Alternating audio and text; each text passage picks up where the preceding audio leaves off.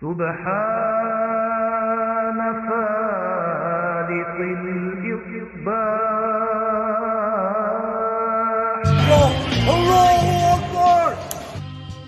Ding dong. Hello? Yes, that's right, infidels. You found us here, channelattitude.com, Hameen Media Group, where you get the most real talk, the best reviews of all your favorite wrestling shows from AEW and WWE, Impact, and more, because we're going to break it all down with the best staff in professional wrestling at HMG. So you don't need to go anywhere else, because there's no 5 stars here. There's only $5 face slaps, infidel. Allahu Akbar! So sign up today, channelattitude.com, Hameen Media Group, and join the Hameen Army for the most real talk in professional wrestling. YOLO!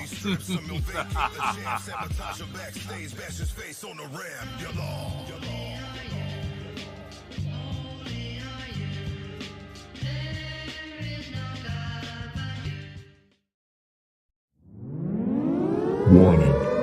The following video clip contains strong language and has therefore been rated 18 plus by the YouTube NECCA. Viewer discretion is advised.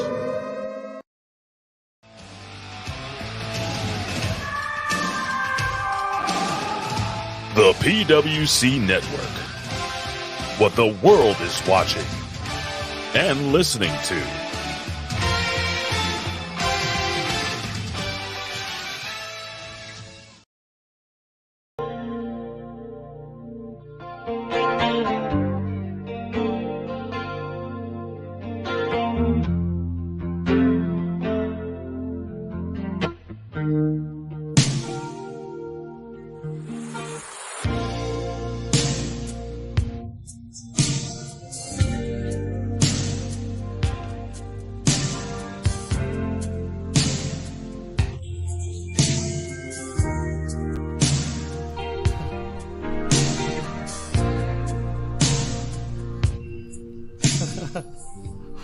Hello everyone and welcome to the PWC Friday Night Machismo. It is the Friday edition of this Machismo.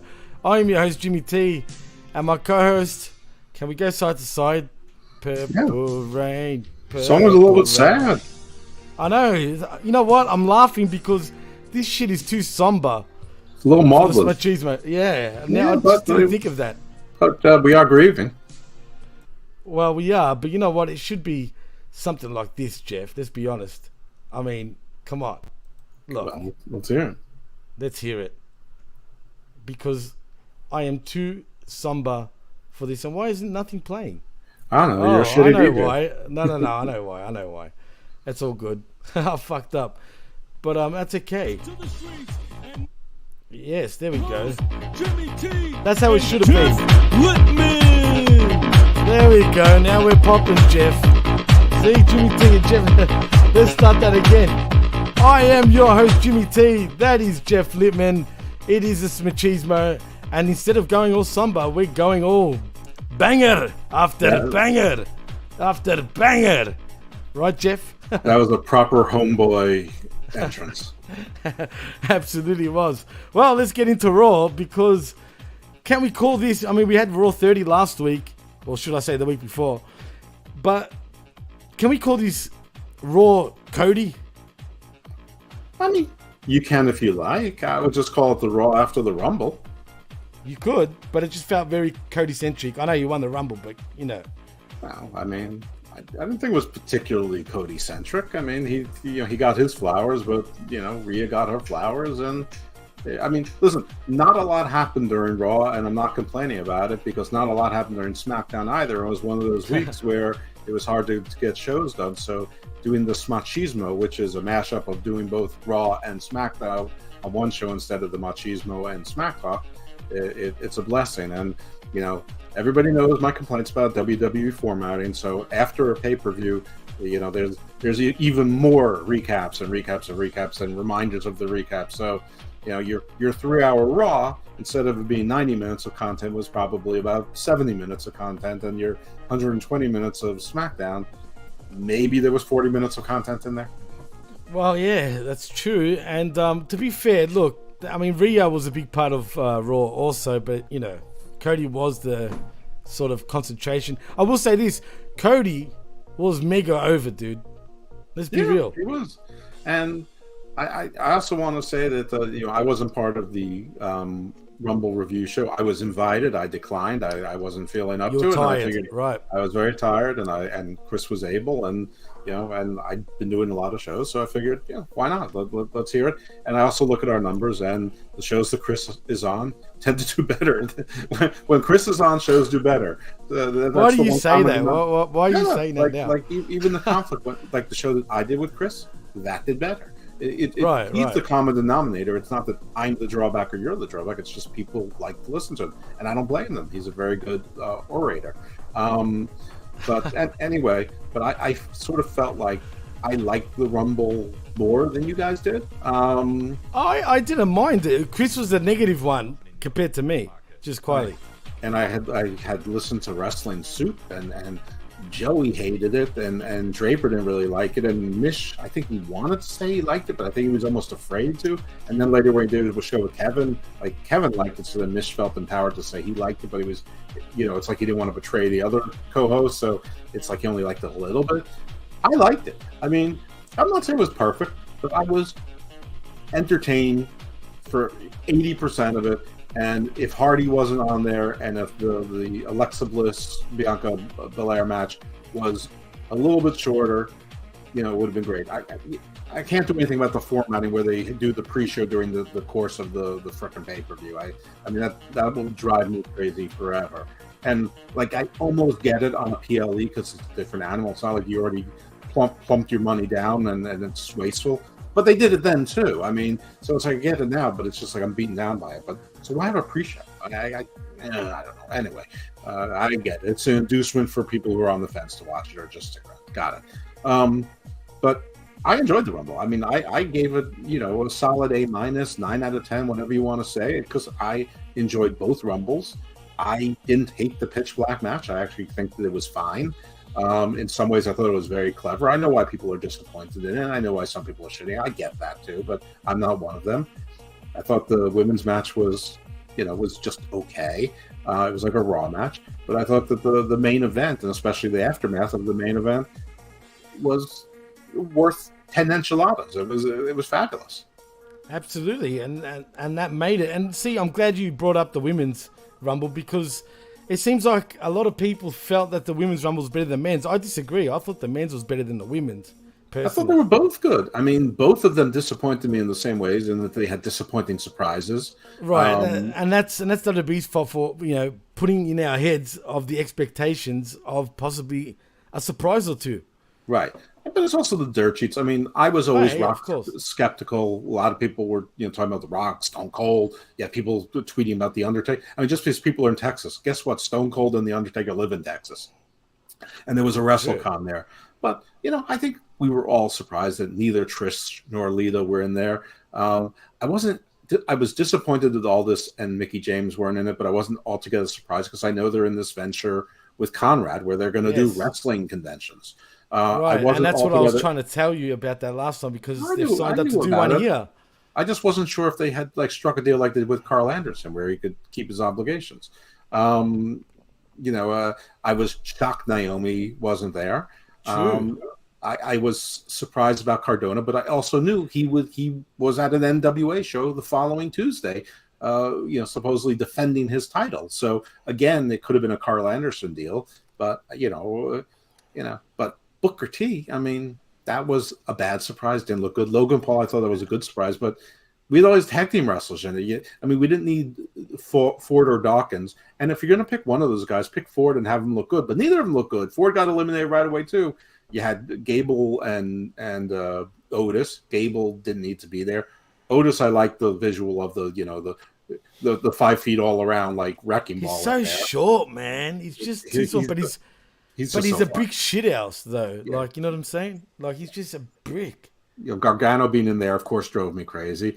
I mean, when it was crickets when he came out after like 3 minutes, I'm just like, just release the guy. Get him out. Just release him already. Release Gargano. Release. I hate to say Cross. My second thought was like, I'm afraid to see what Kevin Castle is tweeting, telling me how this wasn't terrible.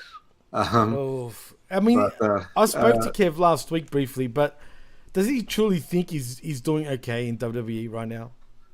I think Kevin will always say something to back up his friend. I don't. I get it. In my heart of hearts, no. I think Kevin knows exactly what's going on. He knows it's not great. He was trying to say that Ray was hurt, and a lot of the cross apologists were saying that Ray was hurt. Ray's not hurt. It was storyline, But maybe he's hurt because there was supposed to be a fatal 4-way tonight on SmackDown. There wasn't. They did that NASCAR thing instead. So maybe he is hurt. And they never showed a video as to how he got hurt. I mean, I figured it was going to be Judgment weird, Day. Right? I was hoping that it was Judgment Day and Cross, or Cross and then he threw the mask to Judgment Day. But whatever. This is I don't want to talk too much about Cross because right now he's Iron Mike Sharp, and and Iron Mike Sharp had a Hall of Fame career. So that's not the worst thing to be in the world either. It's just, and he's Canadian too. Well, Cross is Puerto Rican. No. I'm talking about Iron Mike Sharp. Oh, okay. All right, cool. Cross has also got Greek in him, by the way. Who doesn't, Jeff. Right? Everyone's Greek. We know. I'm just saying. Well, he does have Greek tattoos too, man. If only I had a show about Greek mythology somewhere. Right. But yeah, I like the Rumble. I like the. I don't want to say. I mean, I guess I like the women's Rumble because I thought Rhea's journey and story was more interesting and more challenging than Cody's. I know they wanted some drama, and so since there were no surprises, Cody comes in at 30, but I don't really think that did him any favors. But I don't care. I didn't think that was a big deal. They wanted the 30 to be dramatic. Oh, Nia Jax, that was terrible. I think Gunther came out looking great. Braun looked great. Absolutely. Almost, they did no favors for Almost. He didn't. No favors. I liked what happened with Brock. I didn't like what happened with Bobby after that, but everyone knows I'm a Lashley, file. My dream was dashed.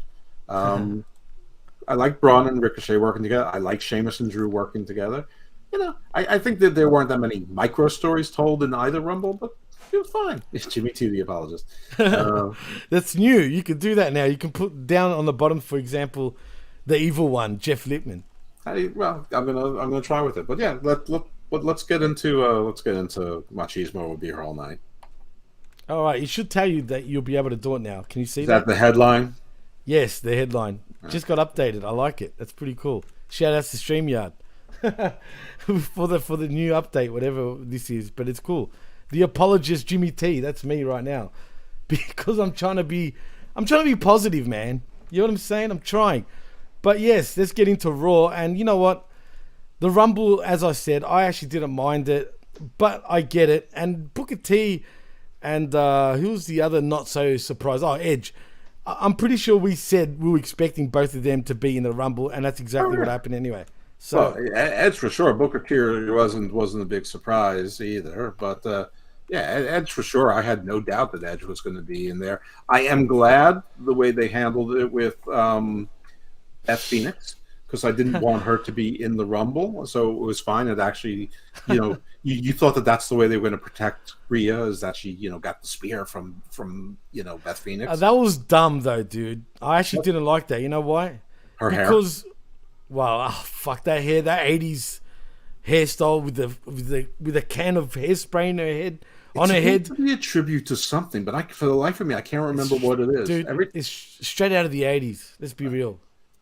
Yeah, folks. If you don't know what my headline is, that is. I know what it is. I know you do. I'm talking to the audience, not you, bozo. So YT is YouTube. So if you go on YouTube and you type in the rest of the stuff, Vivir la Magia por Viviana, there's a show where my extravagantly gorgeous fiance does an interview with Lani Poffo. It's from a year ago when he was first settling into Ecuador, and she's from Ecuador, and they were doing an interview, and it's almost no wrestling. It's mostly about his life and his motivations and what he's doing in Ecuador and learning about the country and things like that. And it's a fun little exchange.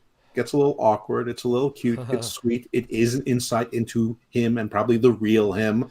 So if you want to see an actual real shoot interview that doesn't involve wrestling or very little, yes, he drops his brother's name. Of course he does. Check it out. Vivir, Vivir, La Magia, Magia, por Viviana, Viviana, for those of you who aren't watching this. And you'll find on YouTube. There's only 6 videos, and it's pretty. There's only one that's over an hour long and has the genius Lani Poffo in the show art. So check it out. I think that you will enjoy it, especially if you speak Spanish, just quietly. Yeah. But even if you don't, though, I will say this: I watched it back when it was still new, pretty much, and Jeff didn't tell me nothing about the video, what to expect or anything, right. And I will say it does get awkward for the obvious reasons. You'll understand once you watch it. Yeah, I mean, La Sicaria is, if anyone doesn't know it by now, I mean, come on. Yeah, she's ridiculously hot, and the cleavage is fantastic. I mean, so so enjoy with my compliments. Oh God, man! Everything's Jeff, fantastic. You're one of a kind, man. She's so cute. Is she around right now, Jeff? She's in the bedroom, so she's 20 feet quiet. as the crow flies away. But she's, I mean, hopefully she's asleep for her sake. For her sake, I agree. But yeah, check it out.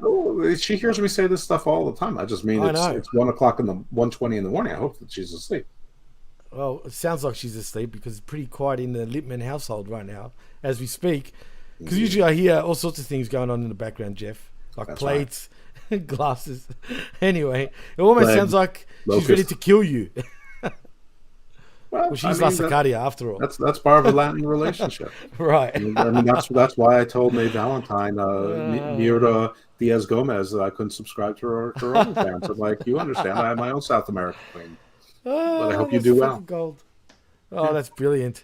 Well, anyway, let's actually get into Lani Poffo, man. I mean, let's do it. Yes, I mean, I should have put a little tribute at the start, but I just wasn't thinking at the time. I will do it on the download. But look, you know. The one thing you can say about him, he was quote unquote a star in the 80s. I mean, he was all over our TV screens at one stage as the genius. He was a minor star. I mean, he was mostly a star for being Randy Savage's brother. But yeah, he was around. People knew who he was. People still know who he was. And listen, she didn't just do an interview with him. They had a friendship. Like, she talked to him legit, right? Probably every week. Probably more than once. They texted probably 3 or 4 times a week. Probably more than that. Probably they tell me half the times. Yes, he had a thing for her. Yes, I knew it. Yes, I didn't care. I got it. I got a little thrill from it. And yes, I'm mostly sad because now my little tie to that little shit is at its end. It's a shock. It's still a shock. I don't think it's sunk in for me, man. To be honest with you. Well, he was 68. He was healthy. He was in New York 3 days ago. He saw Wicked. And he was able to stay awake through the whole thing. He was traveling a lot. He also moved 3 times when he was in Ecuador. He probably should have listened to Viv's advice in the first place, and maybe he would have settled in one place. But the point is he lived in the beach, then he would go into the mountains, then he would go down, then he would go back into the mountains, and he kept changing altitude. And for those who don't know, Ecuador, it's on sea level, it's right on the Pacific, it's right on the equator. But Quito is like 1.5 times Denver's above sea level. So you go into the mountains, whether it's Quito, which is the biggest city by far, or any place else, you're going like two Santa Fe's or 1.5 to 2 Denvers up, and that's hard on somebody's heart. Plus all the traveling. There's no cause of death known yet.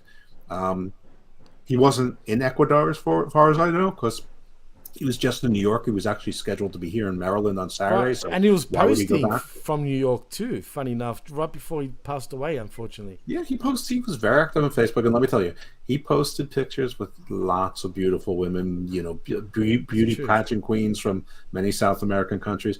I have to believe he was boffing some of them, or popping some of them. Some of them, jeez. So Lani was having a good year and a half. Jumping Lani Poffo, right? Yeah, he seemed to be seeing all those friends. He was going to all the shows. Shit. So very sad, very unexpected. I don't know that he was, any sort of substance abuse user. I think the only steroids ever used were for medical use. He was naturally bigger than his brother. He was funny enough, right? I mean, not the Randy Savage like at the end of the WCW and like Spider-Man. I forgot what the character Buzzsaw, whatever. Not those days, but he was taller. He was probably about a solid inch and a half taller than his brother. At least maybe 2 inches even. Yeah. Randy was what, 6'1", 6'2". Lonnie is legit 6'3", 6'4", and he was broader, wider, thicker than his brother. He just didn't have the star power, and his character was, no as charisma Lonnie compared says in to the interview, Macho. he put a little extra poof into it.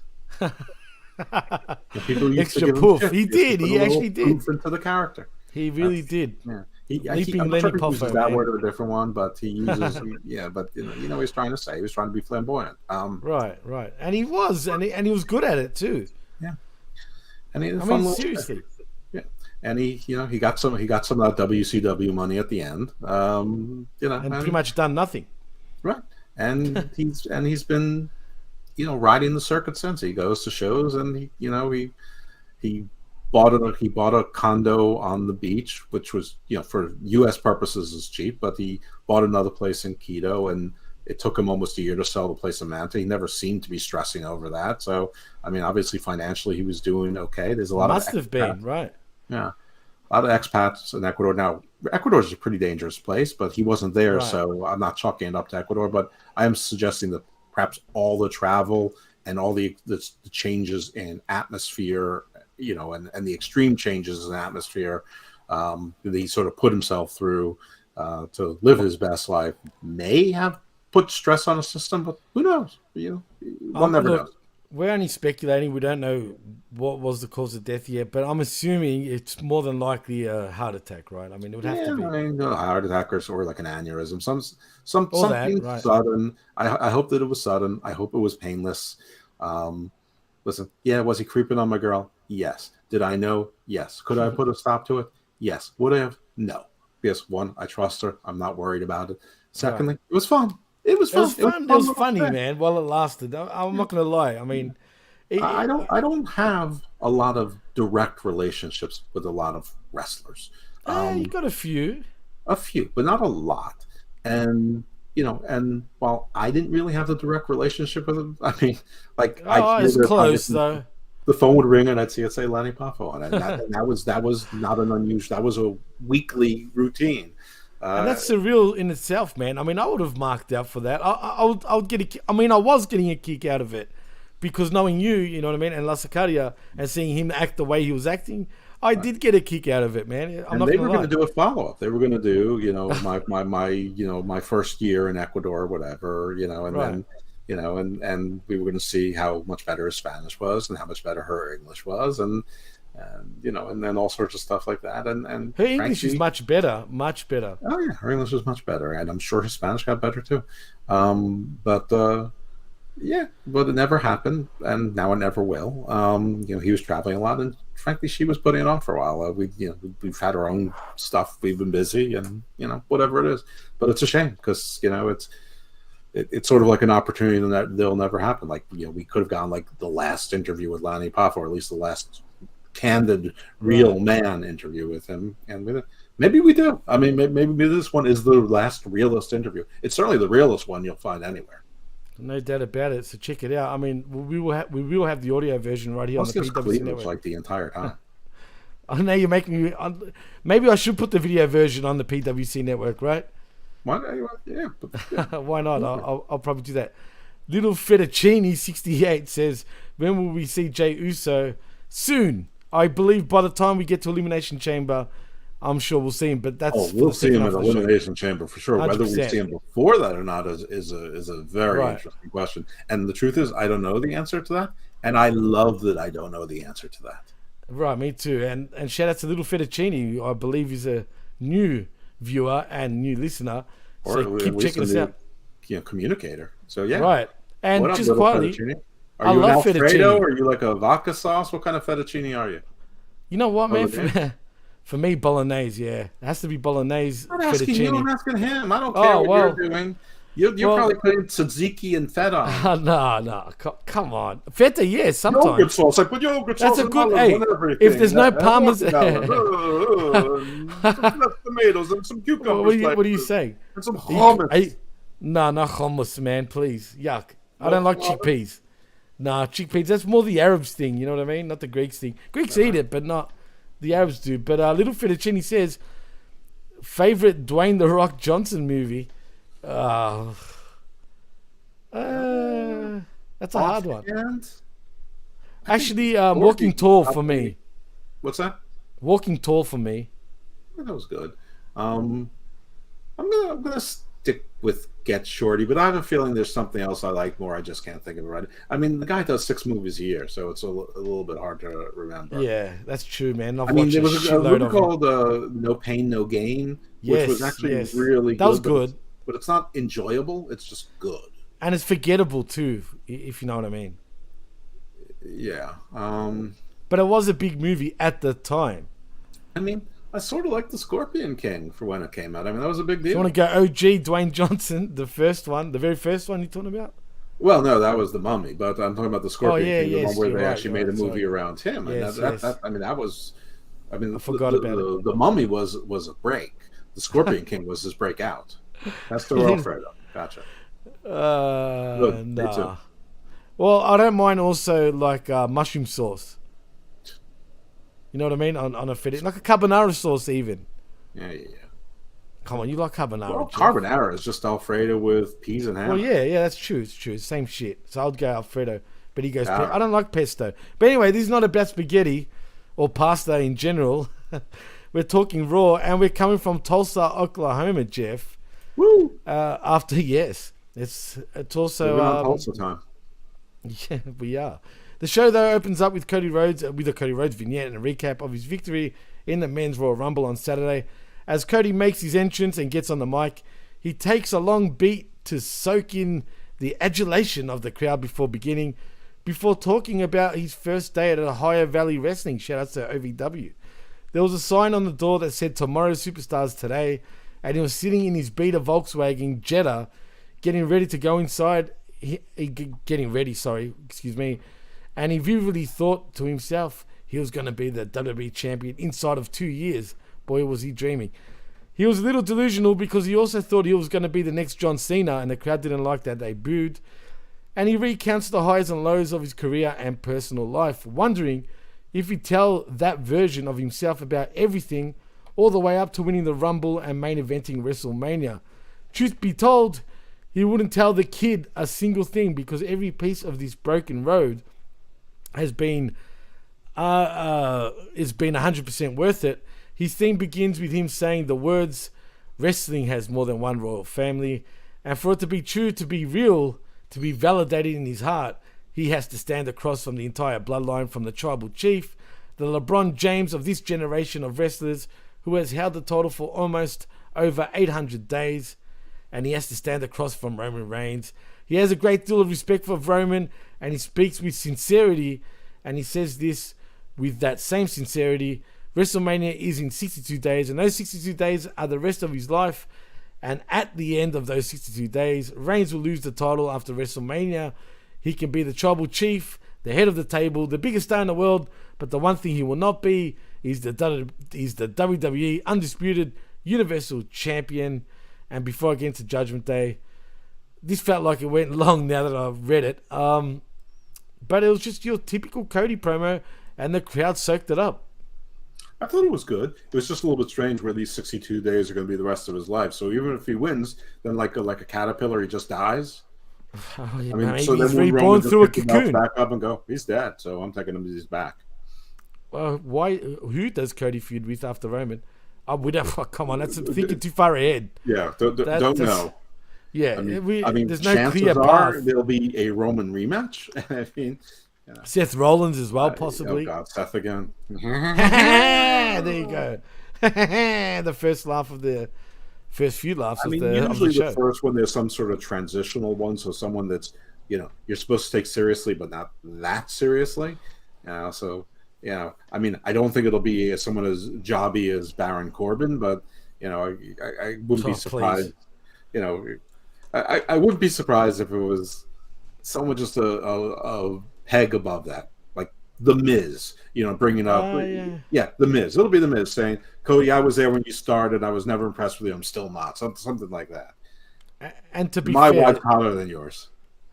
Well, she and is. Our show is I'd better say. than yours. It is. It's easy. It's an easy, lazy story. The Miz gets another, main event match. He'll lose. Everyone expects him to lose, and then you can go on to something more important. And let's be real. Comparing Brandy to Maurice, I'd rather Maurice any day over Brandy. I'm going to take Brandy. Sorry. Really? Sorry, wow. not sorry. Yeah. And I thought I was the apologist. Maurice is 40. So what are you trying to say? She's a great 40.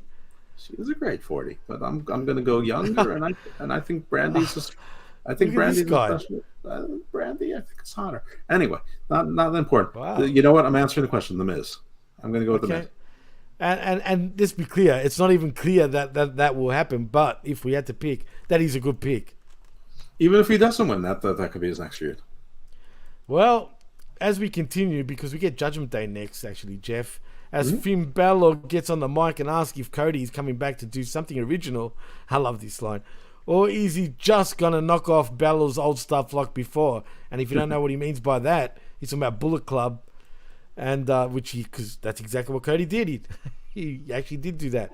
Anyway, Dominic Mysterio then says Rhodes ruined their Royal Rumble plans and he was supposed to win the Royal Rumble. The crowd just booed the shit out of him. They talk about Rey Mysterio's mysterious disappearance. Isn't every other wrestler in the Rumble supposed to try to ruin the other wrestlers' plans? Well, yes, it is the Royal Rumble. It is every man for himself, supposedly, Jeff. Right. So, big deal. He ruined their plans. You were expecting that from 27 other people. That's spot on. Dumbass. Well, anyway, he's a dumbass. Dummy. He's condom, according to Pat McAfee, just quietly. They talk talk about Finn Balor is just the putting together like two folkloric heroes from Ireland. Finn McCool, who's sort of like their Hercules, Monkey King, Thor kind of hero, and Balor, who's a one-eyed giant. What you call it? Is he a like cyclops? An evil giant. Well, I think it was just one eye. I don't think it was a cyclops. I think maybe he lost an eye. Maybe it was a cyclops. But like sort of like cyclope. He was sort of like a great king, but a mean giant. Sort of like Nimrod or Og was like great king, but also temperamental and almost like Gilgameshian before he met Enkidu and became good. Gilgameshian. I will say this about Finn. I do like his new remix version of his theme. Actually, listen. How many wrestling shows are going to use Gilgameshian? Just stick with us, folks. You're going to get none, guaranteed. Right. That's guaranteed. I would put my house on it that it wouldn't. But yeah, Don Tony's never going to say Gilgameshian. He can't even pronounce it. He definitely can't pronounce it.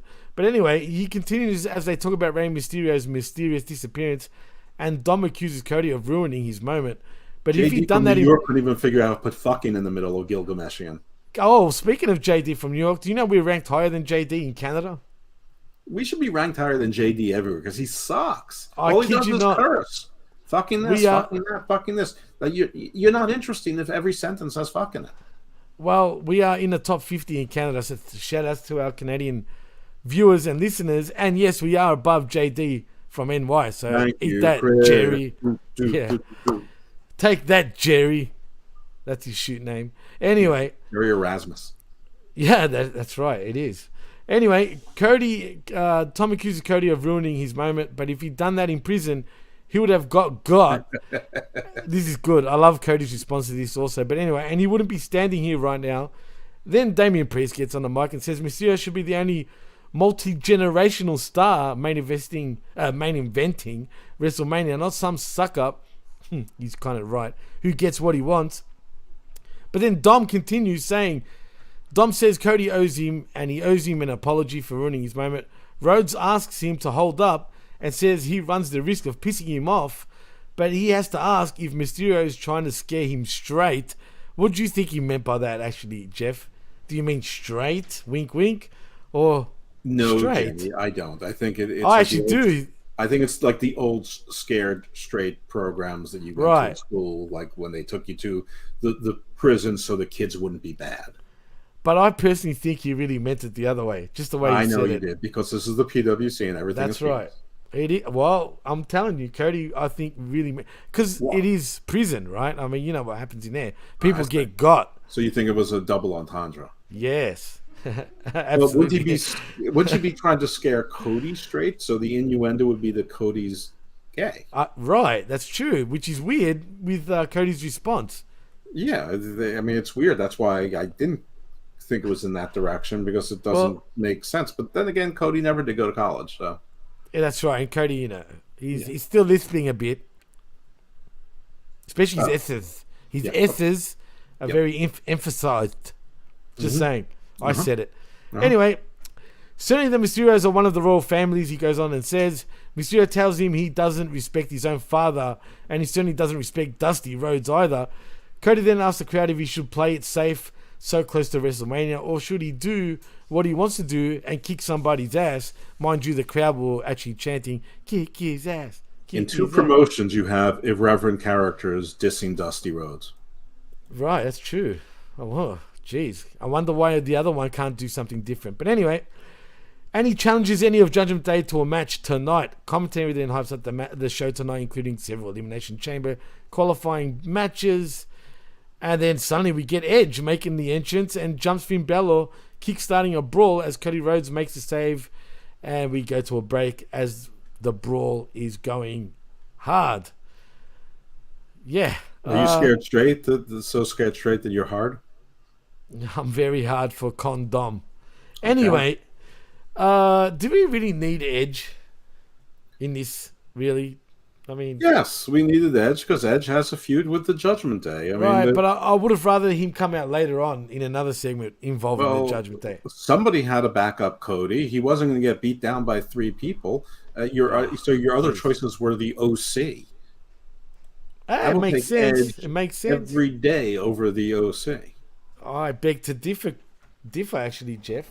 Well, you're probably that one out of the. You're probably that Too one sweet, dentist, me baby. You're probably that one dentist who doesn't recommend sugarless gum to their patients who chew gum. Indeed, absolutely. You're probably Hubba Bubba, baby.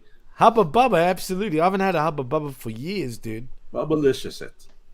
Hey, come on, Hubba Bubba was good, man. Except the flavor wouldn't last that long, though, and it would taste like rubber. Then that's not very good. It's not. Is better. Absolutely. Did you guys have the roll sort of Hubba Bubba, where it's rolled up? Yeah, that one was good too. I don't know if they still sell that, but Hubba Bubba's still around, right? I have no idea.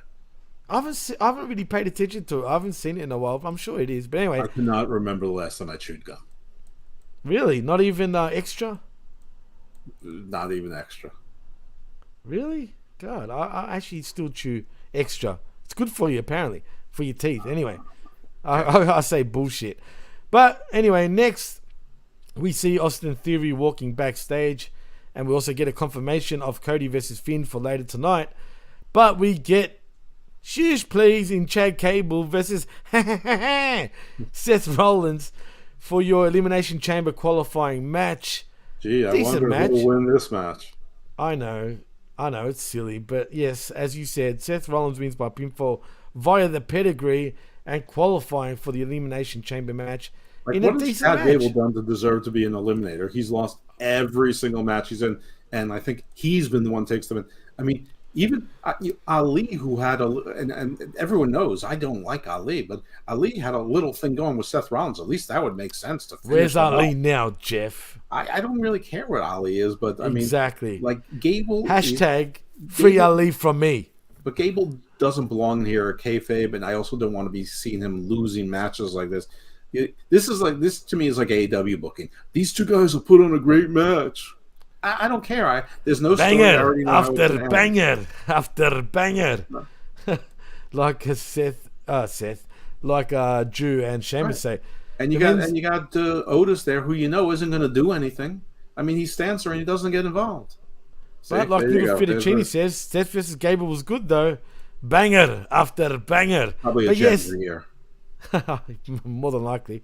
I will say you're right because Jade Cable is a loser. I mean, but he's kind of entertaining at the same time. Well, for me anyway. Yeah.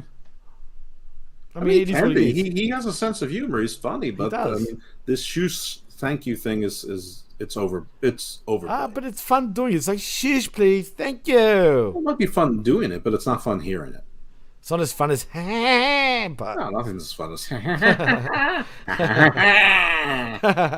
you can go so many different ways. You Well, can. speaking though of fun, we're going to go to no fun next, though, Jeff. Talk about limitless. Oh, it is Candice LeRae versus Io Sky or Io Sky, whatever you want to call her. Oh, sorry, I Sky. meant talk about limited. Limited indeed. Anyway, Io Sky wins by pinfall via Listen, Io sunset Sky flip. looked good in this match anyway. Candice LeRae, talk about a zero. Yeah, get her off my TV, man. Yeah. Straight up, get her off. She sucks. I'm Yeah, sorry. WWE's Not earnings sorry. expectations were off by 10 million. There's 300,000 right there. There's probably another 400,000 in her useless husband. There's probably Useless 1.3 million in Baron Corbin. Yeah. Well, he is pretty useless, including Right. Baron Corbin. And bringing Jesus Christ, JBL that's back, awful. I mean, that can't be cheap. I'm sure he demanded, 3 to 500,000. So What that's is he huge. doing anyway? He's doing nothing, good. dude. I mean, if you, like I've said it before, if you're going to have JBL, the Texas, mogul, represent Baron Corbin, it should be oil Baron Corbin, and he should also be dressed in a 10-gallon hat and a cowboy suit. You know what's funny? I brought this up on the Smack Attack last week, right? When we were reviewing Royal Rumble for HMG and channelattitude.com. And they all laughed at me. They all laughed at me. I was like, really? It's funny. It's supposed to be funny. No, but they laughed at me like I'm an idiot, like saying that, believe it or not. Well, And I idiots, thought, because this is good what he's doing now. He's Yeah, spreading I- his fame. I There's agree with literally you. No change in him except he's with JBL. well, I actually agree with you, Jeff, believe it or not. I actually do. I totally agree with you. But they laughed at me. I'm like, really? You don't see it? Hello? Hello? You know what? Ding I don't dong. want to be on Smack Attack anymore. I quit. I quit before I interviewed on. Shout outs to the Smack Attack crew and everyone at HMG and channelattitude.com. Yeah. Anyway, let's move on though. Enough of that match. There's nothing to really report other than Mrs. Gargano sucks, just like her husband. So Bad. But the one that doesn't suck is Rhea Ripley, because she makes her entrance and gets on the mic. She says it's been a while since she's been out here without her Latino hit. I couldn't believe she said that. Jesus Christ. And her Judgment Day crew. But she wanted all the attention tonight. So 2 nights ago, she disrupted the status quo, went the distance and overcame and outlasted 29 other women to win the Royal Rumble. And now she gets to choose which champion to challenge at WrestleMania. 3 years ago, she had just turned 24. She was the NXT Women's Champion, and her career was just getting started. She stood in this ring and she challenged Charlotte Flair to a match at WrestleMania. And she can admit that Flair put her in her place. And the funny thing about Charlotte is that she's always in the title picture. She's always at the top of her game, and she hates to give her credit, but she only gets better every year. And Charlotte is at the top in WWE. But she's a disruptor, Jeff. She doesn't like the natural flow, and she doesn't like things being overplayed. So she advises Charlotte to enjoy everyone rising and bowing down to the Queen, because they're about to rise to Rhea Ripley at WrestleMania. She'll put Flair in her place, and just to make the message totally clear, she says she chooses Charlotte. And that's that, Jeff. What do you think of the promo? And are you happy that she chose Charlotte over Bianca Belair? Yeah, this is unfinished business. This was True. the giant she shouldn't slay, or she failed to slay in the past. And back when it happened, people were sort of disappointed by this. And at the time, Triple H said, wait for the story to play out. And then Triple H had a heart attack, and then somebody got hurt, and then Charlotte got married and had one of her many surgeries, and then had one of her boobs burst, and then she had a bunch of dental surgery, and never happened. So, call it long-term storytelling, call it tying a loose end up. But yeah, this is the loose end, and this, and as great as Bianca is, and she is great, she's not yet a legend. In 5 years, she might be. In 5 years, if she continues having the career she's having now, she'll be in the conversation. But Charlotte Flair, as we sit here and talk, is the best female wrestler of all time. Period. End of story. Whoever, you can make an argument. You can make an whatever Japanese female wrestler you want to tell me about, nobody knows, nobody saw what they did. Akira Hokuto is one of the best of all time, Jeff. Somebody that nobody has an idea who that is. I mean, the second best is probably Asuka. Hey, absolutely, man. Yeah. No shit. Asuka is on another level too. And you know what? I dare say this. She's the most over maybe except for the Great Muta and maybe Liger to a less extent. She's the most over Japanese wrestler from both male and female in America ever.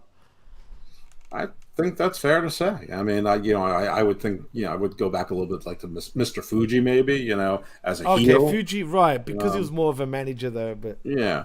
But he was over, definitely. But also I was, 10 when Fuji and Saito were like tag team champions. So, that was a long time ago. You were 10. I wasn't even born yet. Yeah, it might have even been. I might have been younger, but I mean, your childhood memory always seems larger than reality was. Anyway, for sure. Yeah, no, I mean, listen. And Saito is a legend too. Absolutely. Oh, absolutely. Yeah, I mean, but mostly for him and Patera getting into a fight with all those cops at McDonald's. At McDonald's, yeah, right. I remember that story. That's true. That's a great story, man. I can't remember where I heard that, but I know about it. Well, everywhere. Right. But yeah, I mean, I think you can make a case that Asuka is the most over, including Muta, just because of how big the business is now. But the audiences were bigger then, so who knows? It's not particularly important because you can divide. That's why.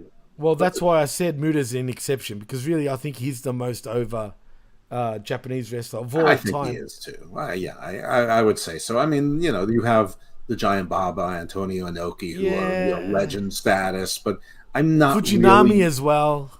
No, not in the same. Well, he's in the WWE Hall of Fame, so that's. I mean, so what? So is Vern Gagne. I mean, it's not.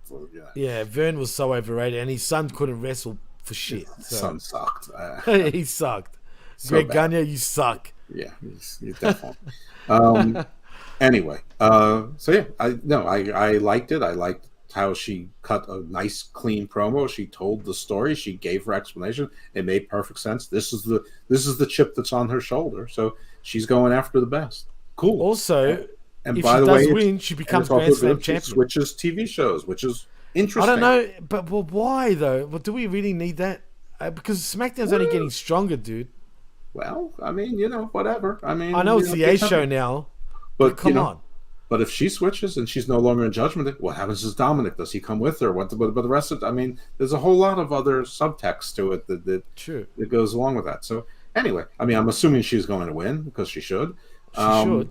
And listen, I'm sure Charlotte wants to finish the story, and also Charlotte's at 14. She can only get to 15, 16, 17 by losing 14, 15, and 16. So, that's true. It's true. And also, like I was trying to say before, if Rhea Ripley does beat Charlotte at WrestleMania, she does become a Grand Slam champion. Hence why she sort of alluded on the press conference after the Rumble. She kind of wanted to go for Charlotte, preferably because of that. She wrestled Bianca Belair, what was it, last year, I think? Or the year before? Yeah. Yeah, people forget she had the title for a short period of time. She also was the NXT title, and she's been a tag team champion. Actually, didn't she lose the Raw Women's Championship to Bianca Belair, I think? I think it was it was to Charlotte. No, maybe you're right. Anyway, it doesn't matter. But yeah, the point is she was champion at one stage. But anyway, yeah, look, I think she's outgrown Judgment Day, Jeff, by this point. She's always been the star of Judgment Day. But actually, Judgment Day's starting to sort of grow on me. They're not bad, dude. I'm not going to lie. Finn looks like a little piece of shit in that group. Like, I'd like them to throw Finn out and put Cross in there or something, like someone who needs it. Like, put Cross and Elias in there. Just, Cross and Elias? It doesn't matter which two guys necessarily. All I'm saying Cross is, maybe you can save him because it makes sense because of the type of character that he is, right? He's sort of into the darkness, right? I mean, supposedly. I'm just saying, you when you create a faction, like nobody thought anyone would ever give a shit about Tully Blanchard or Ole Anderson, but they do because they were in the Horsemen. I mean, the OG Horsemen.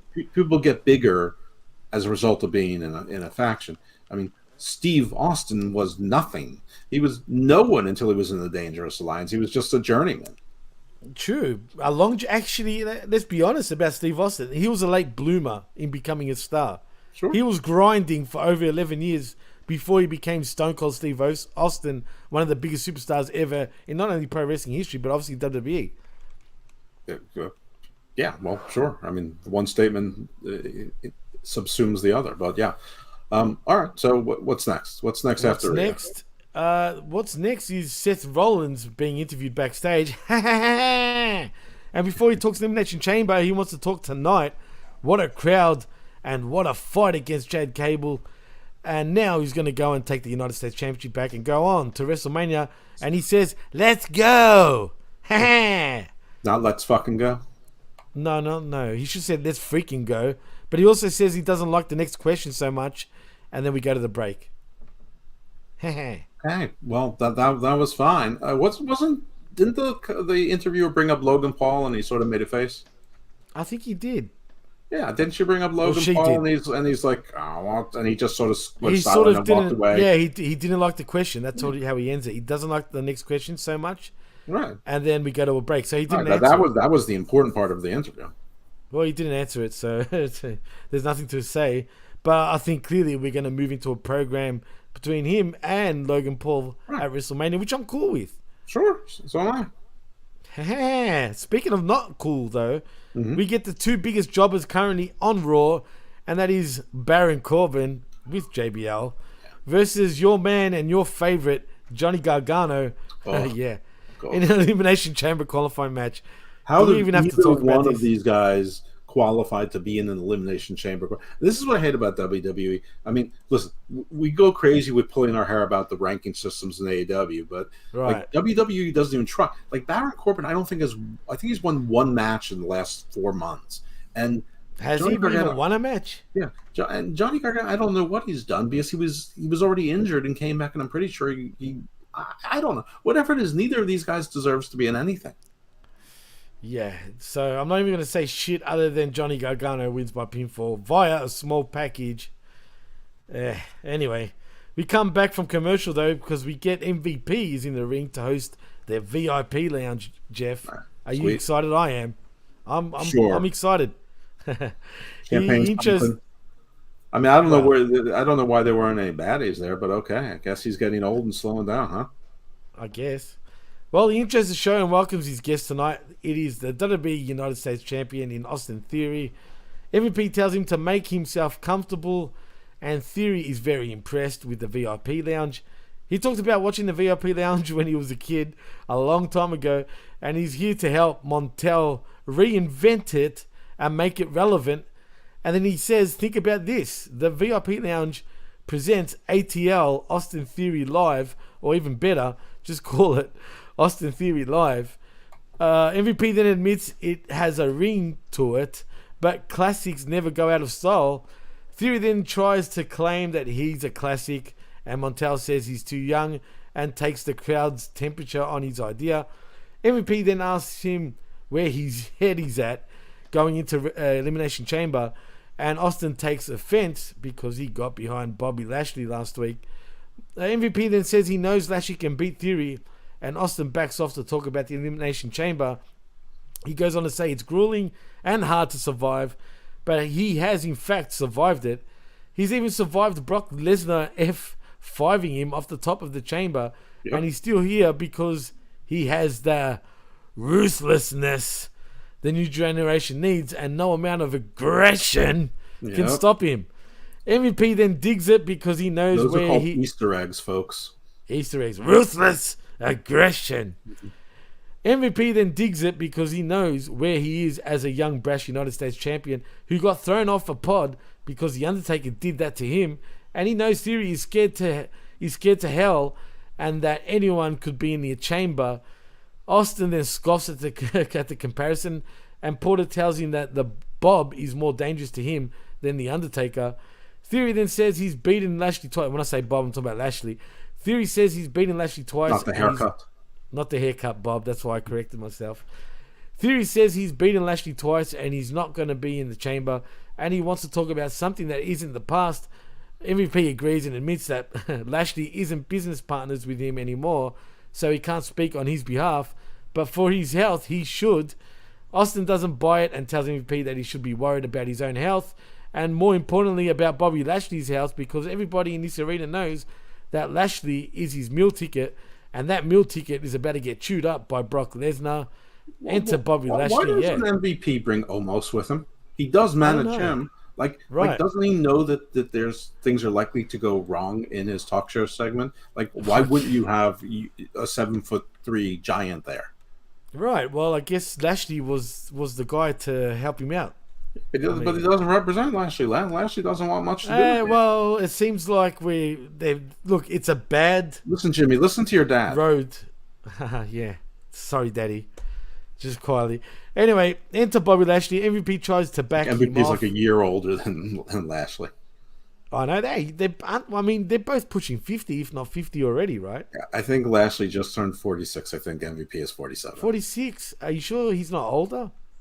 Not sure he's not younger. I don't think he's older. I think he's older. I'm going to quickly look that up. I was surprised.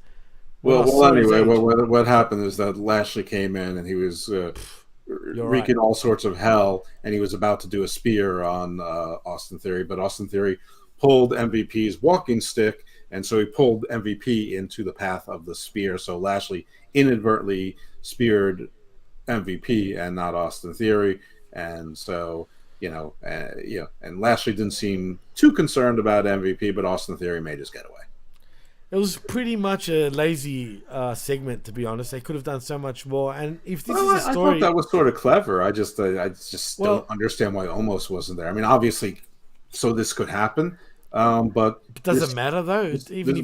It does, because it throws a giant monkey wrench into my dream of a reformed Hurt Business. No. I'm not talking about that. I agree with you. I think it would have been better if Omos was there, but they didn't do anything with it. So at the end of the day, I think for me, why I say it's lazy booking is because if they're trying to tell us that the Hurt Business is coming back, they're not doing a pretty good job of it.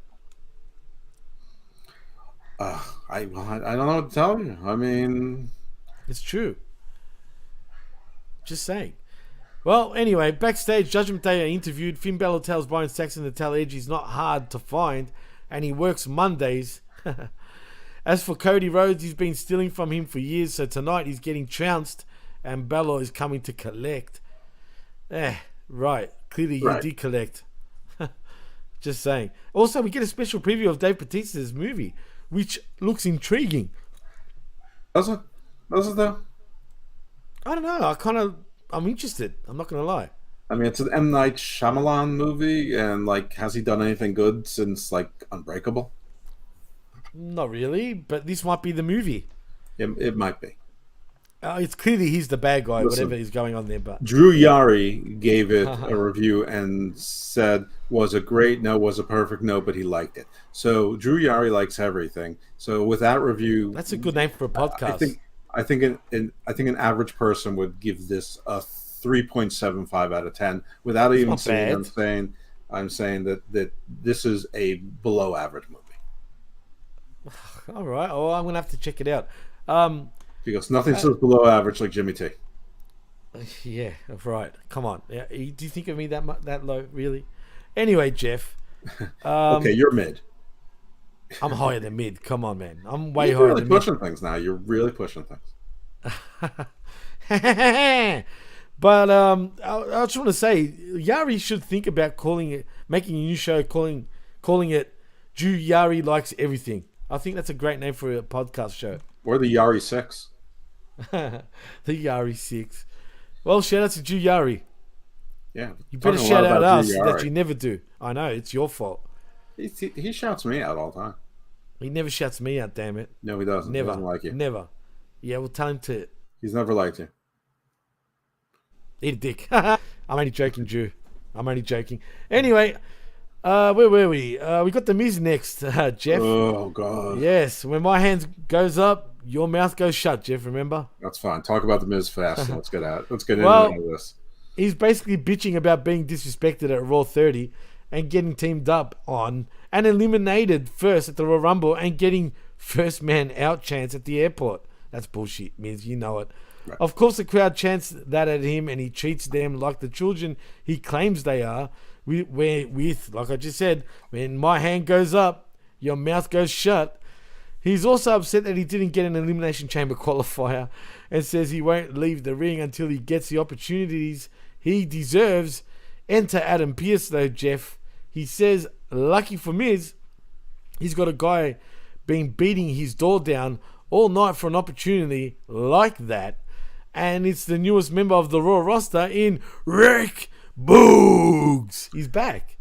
That's great. Looking bigger than ever. He's a giant man with a stupid gimmick, but okay.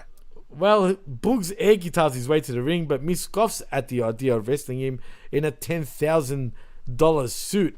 Double-breasted suit. That's right. Double-breasted and double-balled, apparently. Pierce, though, won't let him out of it, and this match is official as we get Rick Boogs versus The Miz. For the dry cleaning. True. That's true. Well, anyway, Miz gets jobbed out here as Rick Boogs wins by pinfall via military press, world's strongest slam.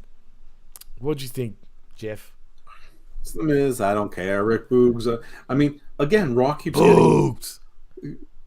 getting people that don't add anything to the show. So Cody being back and Edge are huge. And even Brock being sort of back, he doesn't matter. He's on no show. He's on SmackDown, Raw. He just goes wherever he wants. But since he's stalking Lashley, it's gonna be more Raw. But I mean, listen, Rick Boogs is fine. He never really got a chance. Him and Nakamura were an interesting tag team. They were getting hot, dude. They were getting hot. I mean, if Nakamura is also coming to Raw and they're gonna, revive that's all right on his own. I'm not sure Rick Boogs can do it. I think he needs something, and frankly, so does Nakamura. And the two of them work together, and sometimes things just work. Which is, why I was saying Cross and Elias, not because I was specifically had any thoughts of Elias, but I was just saying throw some other guy in there, some other big lug. You just never know what's going to work. Because who would have thought Nakamura and Rick Boogs would work? But they do. True. It did work. For whatever reason, it fucking worked. Right. So maybe Nakamura's coming to Raw. That's fine. He doesn't really seem to have anything set to do. So that'd be all right. But what I think of this, it was fine. It was exactly fine. I don't care what happens to The Miz. And Rick Boogs is a big, strong guy. And obviously Jeff likes big, strong guys. And, and so that's fine. Big and strong. Right. And then, later on they were teasing the thing about, that Elias is jealous because people think Rick Boogs plays guitar better than he does, which he does. He actually does. I'm not going to lie. And Elias thinks he's the star, and so it's obviously going to be, guitar wars. But maybe will it end up that they're dueling guitars, but then they become best friends guitars? I can see that. Dueling guitars become dual guitars. I mean, so at least they have something in common. Who knows? Who knows what kind of dynamic they have? Ooh. Anyway, it's a low to mid card feud. It's fine. It is. It's true. Well, anywho, we come back from commercial after that little segment, and we get Alpha Academy are walking backstage and past Maximum Male Models. The boys call Otis disgusting and grotesque, but Maxine Dupree says he's perfect. He's perfect. As we go to a break. Are we really getting this? Those two, yes, I don't care because Alpha Academy is a dead dog, and Maximum Male Models are dead dogs. They're horrendous, but she has something. I mean, not just because she's good looking. She has timing. She has charisma. She has a light in her eyes, and she's very good looking. And those two guys, this stinks for them. But it was funny because one guy goes, "It's disgusting. Yeah, he's grotesque. That's grotesque. He's perfect." Or I think she said, "It's perfect." Not even. Oh yeah, it's perfect. It's perfect. Like he's a creature. It was that, and I don't think she was. And then he's like, "Oh yeah." Exactly. I love it. This is like almost the Mandy Rose thing, but I don't think it's going to have the romance in it, which is fine because I don't know. He'll be the big bodyguard of the Maximum Male Models, but dressed up like with a Versace shirt, glasses. I can picture the glasses on him. When they first started Maximum Male Models, I was willing to give it a try, but I didn't feel like there was anything there because Mansoor is a zero, and what they were doing with LA Knight, Eli Drake, seemed ridiculous. And them keeping them as jobbers was fine. But I don't know. This is one of those things that it could work. I'm not saying it will work. No, it will work. It will work. It can work. And we'll we'll see. I just want to give it a chance. And then the dynamic with Gable and is he coming in? Is he the odd man out? Is he going to? He could pull it off. I think though. I think even Gable could pull it off, man. Yeah, but I don't think they're interested in Gable. That's the thing. So, so is he going to have to recruit 2 new members of Alpha Academy? I mean, what's going on there? Is that how AOP comes back? I don't know. Whatever it is, it's a wrestling story. I became interested immediately because their reactions were great, especially hers. Like theirs, I'm like, I don't care. But then she goes, "It's perfect," and I'm just like, yes. Can we call it? Can we call it Maximum Male Academy if they're both going into it? MMA? Yeah, hey, MMA, absolutely. There you go. That is perfect. We can if they're both going into it, but they're not both going into it. So that's not how wrestling works. That's such a shame. That's money. That's money you're losing on the table right now. Well, no, MMA, dude, that is so good. Triple M MMA. I mean, it's also trademark infringement. So is it really? No, not really, because UFC is not MMA. No one owns MMA. That's the name of the sport. You're right about no one owns. I bet somebody owns MMA. No way. I bet there's some national association of mixed martial arts that owns MMA. Oh hell no! It's like saying wrestling though, for example, or basketball or football. Like, do you know what I mean? That's. I know you're a lawyer. No, but that's a hard one. The copyright association is right, but there's basketball leagues all over the world that has basketball. Well, guess what? We don't have to guess because I'm gonna go on to tests and find out. Please, isn't that your specialty, Jeff? Copyrights. Well, this is trademark. Okay, is there a difference? I've always wondered what's the difference between R and C. Well, and TM too. Actually, C is for copyright. R is for a registered trademark. TM is for you are asserting your trademark. Aren't they all the same, but one is temporary? No. Oh. Trademark is for, like, WWE is a trademark. Trademark is a symbol or a name or a word or even sounds, something that's for branding that associates. Okay. The consumer would see that and think that it's your goods or services. A copyright is basically a recorded, completed work, usually a book, a song, a movie, painting, something like a source code. There are several MMAs that are own trademarks. Several MMAs? That doesn't make sense. Well, they don't all stand for the same thing. So then I assume you can call them MMA. Well, I don't know. We're gonna see if the MMA is one that has to do with the association. Well, I'm telling you, if this does happen, I think they have to be alert. They have to. There's one that says Bleed MMA, and there's one that says the MMA channel. So, I mean, they if they wanted to make a stink, especially when a company's trying to get sold, this would be a good time to do it, even if you don't have the strongest case. Actually, speaking of that, do you think it's quieted down a little bit with WWE getting sold? Do you still think there's a chance? And I know you're going to say everything's a chance, but in all honesty, will the McMahons somehow still hold on to it for at least a few more years? No, I mean, Nick Khan just did an interview where he said that Vince will absolutely step away. It's all about getting the sale on the best. Really? The best price. Wow. And I don't think that you can say that kind of thing out loud without violating securities laws if it's a lie. Plus, Vince said it too, and they've got there's a bunch of lawsuits out there between shareholders. It's not all the spa manager and stuff like that. There's probably 5 or 6 shareholder derivative suits all about keeping him out, but I think most of them are about trying to make sure that he sticks to a sale, because I think a lot of people don't trust him. There's 696 records, so I'm not going to go through them all, but it does look like there is one. Let's look at Pro MMA. So in other words, every Tom, Dick, and Harry's pretty much got a copyright with MMA. Trademark. Oh, sorry, trademark. Yeah, but it does look they could probably do it, but they could for sure. Oh no, your phone is ringing again or something, or it's why? What's happening? Oh shit! Yes, it is. My phone has died. Oh no, that's right. I got to find a. Hey D, can you get me a cord, please? Oh god damn it. Anyway, for the time being, I got to be. off camera. Why don't you always have it plugged in when you're doing the show? I mean, why? I thought I did, but I didn't. That's all right. Is this just for the comedy now? All right, so Yes. we're done with the Alpha Academy segment. So what's next? What's next is Bailey making an entrance and getting on the mic. She says this Raw has been all promos pretty much mainly. She says she says everybody's talking But at about how least, damaged like her outfit was cool. Like I think she's been looking mostly like shit, but I think she looked cool tonight. Bailey. That night, yeah. A lot of people love Bailey's backside, dude. I don't care about those people. Yeah, well, I'm just saying, a lot of people really, really dig that backside. Anyway, she goes on to say everybody's talking about how Damage Control took Becky Lynch and made history, and they were dominant in the Royal Rumble.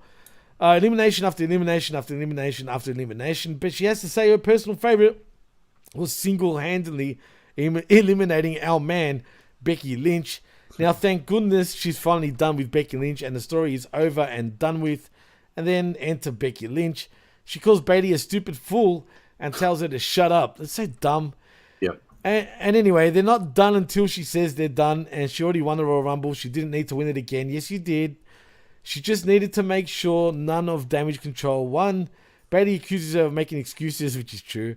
But Lynch points out all the excuses the role model has employed to avoid having to prove that she's better. Bailey then claims she's just smart and Lynch should read a book or something. She destroyed Lynch in this promo. Mm-hmm. Bailey tells her she's not good enough. Not even good enough for her husband, Seth Rollins, which was gold. Right. Who only married her because, get this, Knocked Jeff, her up. he knocked her up. And there might be some truth to that. I don't know if the timing checks out on that, but that may be true. It could be true because I was kind of surprised, to be honest, when he was with her. I dare say it could have been an accident, Jeff. Well, I mean, It's just a little fling. Next thing you know it, wedding bells. Could be. Could be. If Rollins ruins everything. It does. He does. Anyway, Betty claims... Oh, no, I already said that part. Anyway, Becky says this started 10 years ago in Orlando, and next week, Raw is in Orlando to end this where it all began and give her the steel cage match that we didn't get, Jeff, by the way, last week, which you should have had. Right. 2 weeks ago, yeah. Well, no, last week, you're right. Last week. Well, yeah, nearly 2 weeks ago, a couple of days. Anyway, Brady says there's no chance, and Lynch says she thought about that, and she'll be right back. Becky heads to the back as Bailey shouts about not having time for this. Lynch then returns with Dakota Kai's leg trapped in a steel chair. She steps on Dakota's good leg and asks Bailey what it's going to be. Chair in hand, she winds up, and Bailey screams, and she accepts, and Becky can have her damn match. Lynch says she can bring her friends next week, but she might want to go check on EO in the back as Bailey checks on a sobbing Dakota Kai as we cut away and go to the break. This was stupid. I criticized this when AEW did it, when a face was holding a heel hostage, over threats of pain. I think it was John Moxley and Kenny Omega at the time, and Moxley demanded a tag team match, not a title match, or maybe Omega was a heel and demanded they were beating up Kingston or something. He demanded a tag team match instead of a title match, which was retarded. At least they weren't this dumb. But I didn't like this. I think that Dakota Kai is actually injured. By the way, this is another useless one. That's another probably $250,000 of wasted salary space or payroll space. They could have put a thumper with this group to make Damage Control seem a little bit more threatening. You got the tough one, you've got the technician, and then you have the high flyer. Instead, you got the little will-o'-the-wisp who's already injured, which of course she is because she's weighs 93 pounds. But anyway, this was fine. We're getting the cage match. Maybe it won't settle things. Maybe it will. Maybe they'll finish it up at an elimination chamber. Whatever. More than likely, it's fine. This is the feud that had to happen. I'm not sure who needs to win it. I mean, I don't know if Bayley's doing her year as Seth Rollins where she loses everything, which doesn't make a lot of sense. She's got goons. But I don't know what you do with Becky either, to be frank, because she's gone stale for me, dude. Yeah, well, she's definitely stale, but I mean, it seems to me that Asuka is next in line, and whatever they're doing with Bliss is something of a story, and both those things have more to do with Bianca right now than Becky does. So I don't know. They're going to have to figure out a way to prolong this, I think. Anyhow, it was, I didn't think this was particularly good. It wasn't particularly bad. There were things about it. It's Becky that's been bad in these segments, in my opinion, compared to Bayley. I think Bayley is so destroyed in the last 2 weeks in the promos. Did you hear me? Yeah, what happened? You said Bayley's so destroyed her the last 2 weeks in the promos, and then you stopped speaking. Yeah, well, I was getting your answer. I was waiting for your answer. Oh, well, it looked like you were taking a breath to say something more. No. Yeah, she has, but Bayley, up until now hasn't exactly been killing on the mic, and Damage Control hasn't exactly been killing the period. So, true.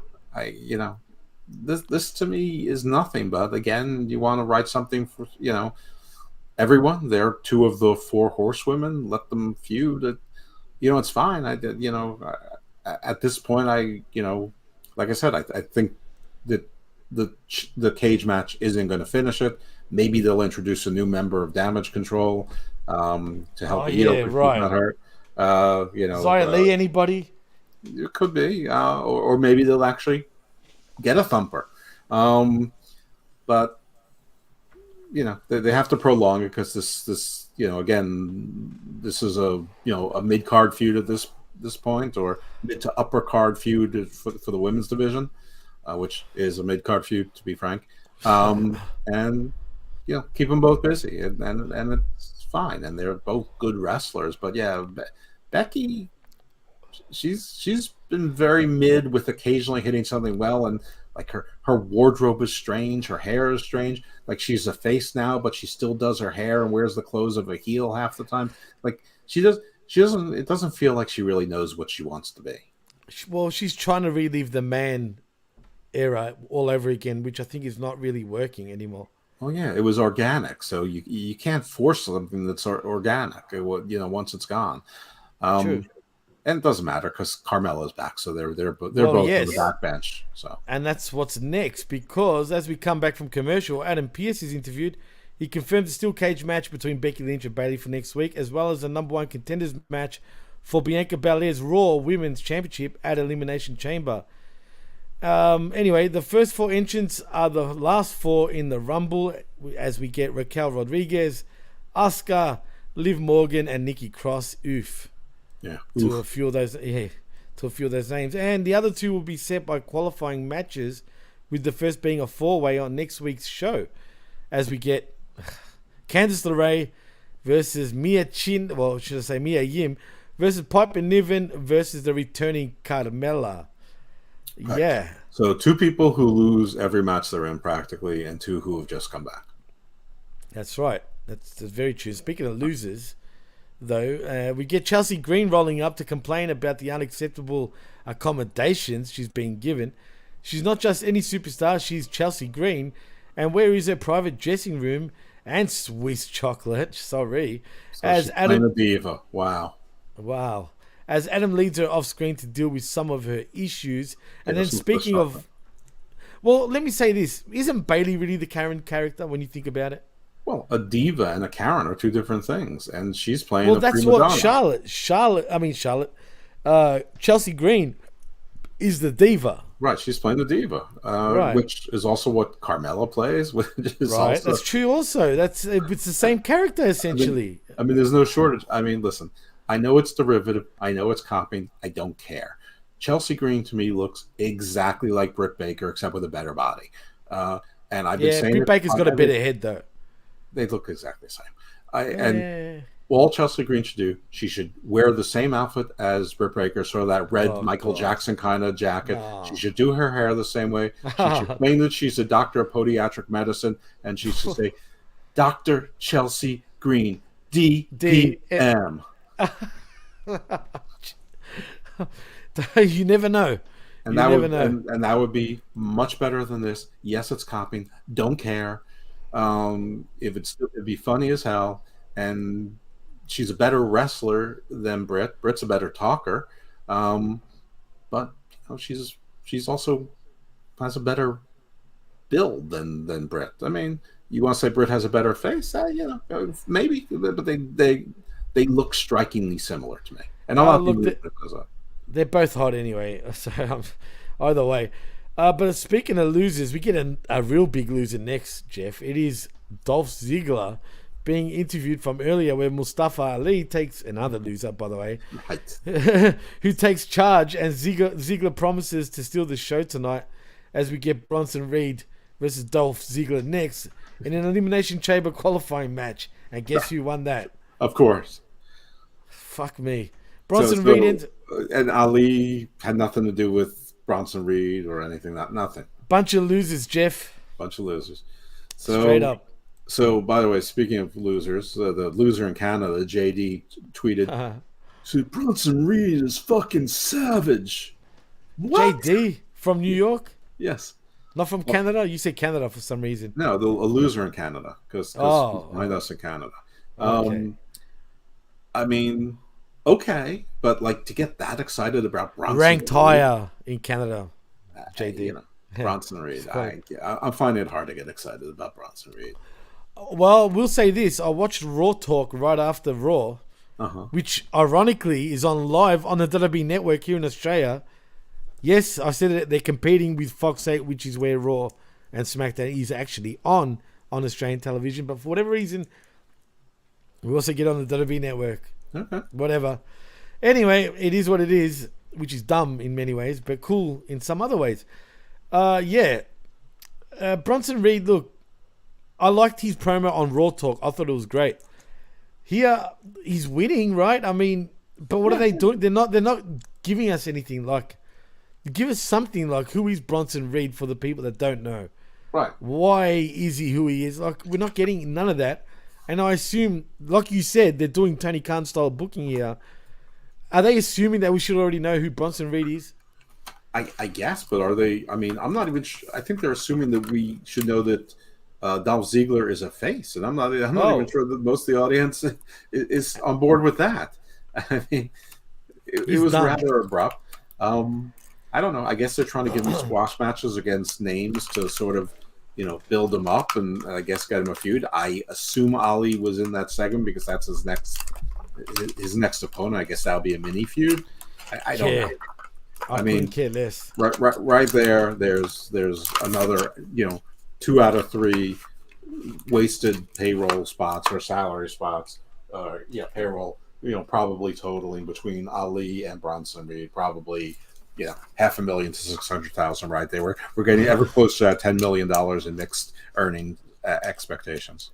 Well, at least with Bronson Reed, he actually wins matches, unlike Ali or Ziggler. At least he's a big guy and he's agile. I mean, I understand what people see in his potential. It's just I don't know.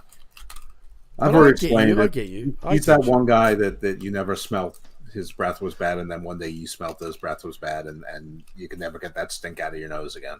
Well, do you think he would work, say, in the Bloodline because of his Samoan heritage? I think that he could have, but now no, because he's spoken, and now they've spoken. He's got that stupid Australian accent, which isn't stupid generally, but it doesn't make sense in the Samoan bloodline. Just like if they brought up Zion Quinn, they couldn't let him speak. There's a lot of Samoans here, man. Yeah, but they're from the islands. They don't have accents. The only accents they have is like Jacob Fatu, like street accents. Wait. Yeah, that's true. But in the Australian sense, though. Fuck Australia. It makes no sense in the bloodline. You're a character, man. I don't know if I should be offended by this. No, it's just irrelevant. No, you're right. It's what you said about the accent, though. Jesus, Jeff. It doesn't fit within the bloodline. It doesn't make any sense. So if he never spoke and he came in as it would make sense now that Jay is missing and Sammy is a problem and Kevin Owens is still lingering around somewhere, and who knows, all these wolves are circling around the Usos belts, and you need some reinforcements for the bloodline. Yeah, you bring in Zion and Zion Quinn. He's got the look, man. Bronson Reed, have them say nothing, and they just become they're like the Solo's thumper helpers. Well, I was gonna say the problem here is we got Solo playing that role already, and Bronson Reed he's that thumper. Yeah, I don't know. I doubt they'll do that. Anyway. Those guys are guarding the door. Right, I get you. And I don't know. So you're saying as long as they don't talk because of their Australian accents, Jeff? Yeah. It's too late. Jeez. Wow. Maybe I should put on an American accent. It just doesn't make sense with that act. But does it really? Should it matter? I don't think it should matter. Why though? Because they have to fit together. They have to feel like they're part of the. They're Samoans, bro. Yeah, they could be related from You're the one who rejected the Tongans, who they actually are related to. That's actually because an they're because they're Tongans, but that's why. It's the same fucking thing. They just live on a different island. You can't say they live on a different. You can't say that, Jeff. It's the same thing. Sure, they're Polynesian. The same thing. It's the same people. Oh, if you told them that, they'll beg to differ. Well, their DNA says different. I get what you're saying. You're right. They are kind of the same sort of people, right? They are Polynesians, including all the Pacific Islands there, like Cook Islands. They all look the same. That's true. I won't lie. But they won't say they look, that they are the same. And I've known all sorts of different Polynesians. I think the Samoans are the best, though, just quietly. Samoa, more Samoa to all my Samoans out there. But anyway, let's move on. You're racist, Jeff, and that's that. Against Australia. You win gold against Australians. That doesn't exist, apparently. Just quietly. What are we talking about? Well, we're talking about Carmella, actually, Jeff. Because she says, she says she's going to win a spot in the chamber and win the match as Asuka then rolls up dressed real nice. Just quietly, I'm the only one online to mention this, and everyone agreed with me once they saw what I said. But for anyone that doesn't know, if anyone's a Yakuza fan, and I'm talking about the video game, she was going for the Goro Majima look, 100%. If you don't believe me, Jeff, I'll show you. And Nobody you will cares. say, oh, people cared because I got a lot of likes for saying that. Just quietly. I'll show you. You'll agree with me. Like 100%. Like there's no if or but about it. You'll know what I mean. And it makes sense. She's Japanese. She used to be a video game developer, as a matter of fact. I mean, I noticed that her outfit didn't match. She was dressed as a male character. Anyway, she had the blue teeth, and Carmelo said gross, and we saw that the blue mist was not just on her teeth, but it was drooling onto her chest. Well, and she was laughing devilishly. Yeah, she's cool, man. Like, I love this. I popped because I'm a fan of the Yakuza series. I seem to be the only person online to actually. All right, listen. It's 2:30 of my time. We're doing the show for an hour and 27 minutes, and we haven't got to SmackDown yet. So I don't. Hey, we can go half and half if you want. Thing. No, keep going. You want to keep going? You want to do the whole thing? I don't mind continuing tomorrow if we have to. We're not continuing anything tomorrow. Keep going. Look at Jeff, all feisty. Skip off the Yakuza thing. Nobody gives a fuck. Oh, come on, dude. People give a fuck. Move along. Really? Move really? along. Move You're along. gonna do me like that, Jeff? For real? Move along. Wow. I'm so close to hanging leave studio. Just move along. Jeez, calm down, dude. No, Jeez. move along. Anyway, we get a recap of Boog's injury last year and return tonight. Backstage, Boogs is laughing with the Street Profits. When an interview rolls up, he says it feels like he's climbing a mountain. We already covered this. Move along. We didn't cover this. We did. Oh, whatever. Well, yes and no, but not really. But anyway, all right, fine. Let's just move on. It's the main event, Jeff. Finally, we're here. It is the American Nightmare Cody Rhodes versus your favorite Irishman in Finn Balor. Decent match, but Cody wins by pinfall via the Crossroads. As post-match, we get Dominic checks on Rhea Ripley as Cody stands tall, and that's the show. Yeah, it was fine. It was an okay match. The show was okay. It was just an okay run. For the show after the Rumble, I thought it was a little disappointing. Of import, Rhea and Cody called their shot. Beyond that, probably not much. I mean, Carmella and Rick Boogs came back. Swell. Boogs. We saw a couple little stories develop. That I suppose that's fine. And continuation with Lashley, MVP, and Austin Theory. Even though we know that Brock Lesnar was really Bobby Lashley's immediate dance partner. So True that. So Raw was okay. It was okay, but it was too Cody-centric. But it was all promos. Really, it was an infomercial for Cody and just everyone else doing promo. I mean, there wasn't many matches, to be honest, Jeff. All right. SmackDown. Well, yes, it is SmackDown. And then we open up my notes for the SmackDown talk. But Jeff, I guess it was another info commercial going into SmackDown this past Friday. Yeah, tons of recaps from the Rumble, tons of recaps from SmackDown, tons of recaps. Again, this 2-hour show had maybe 40 minutes of content in it. And while you're pulling up your notes, I can tell you that the show opened up with Kayla Braxton waiting to see if the Bloodline was coming. The car pulled up. You see Solo open the door. Jay walks out. Roman walks out. You see Paul behind them holding both belts, but there's no Jey Uso. Kayla asks Roman for comment. He blows her off. Paul Heyman stops. I love Kayla and Paul Heyman together. I'm glad they're reuniting. They have this. They've had this strange chemistry where they do. They're totally fucking, which is so gross on so many levels. Oh. But basically, she's like, "Do you have a comment?" And he's like, "No, I do not have a comment, Miss Braxton. But thank you for wearing our colors." Because she was wearing like a black blazer and a red turtleneck, so it was sort of fun. So that was a funny line. And they walk in, and of course, then we got the recap of the entire Bloodline imploding storyline. Then SmackDown formally opened up. I don't recall what city they were in. I'll tell you what city they were in. They were in South Carolina, Greenville, South Carolina, at the Bon Secours Wellness Arena. Oh, wow. That's great. Yeah. Yeah. Do you want me to continue? Sure, go on. Well, you mentioned the start. Did you mention about the first match, though, Jeff? Yep, I did not mention the first match. And did you mention Roman Reigns brushes Kayla Braxton off and Paul Heyman tells her... Okay, all right. I didn't need the Roman part. Anyway, we get Braun Strowman and Ricochet versus Imperium in Giovanni Vinci and Ludwig Kaiser for the WWE SmackDown Tag Team Championship #1 Contenders Tournament match. Such a tongue twister.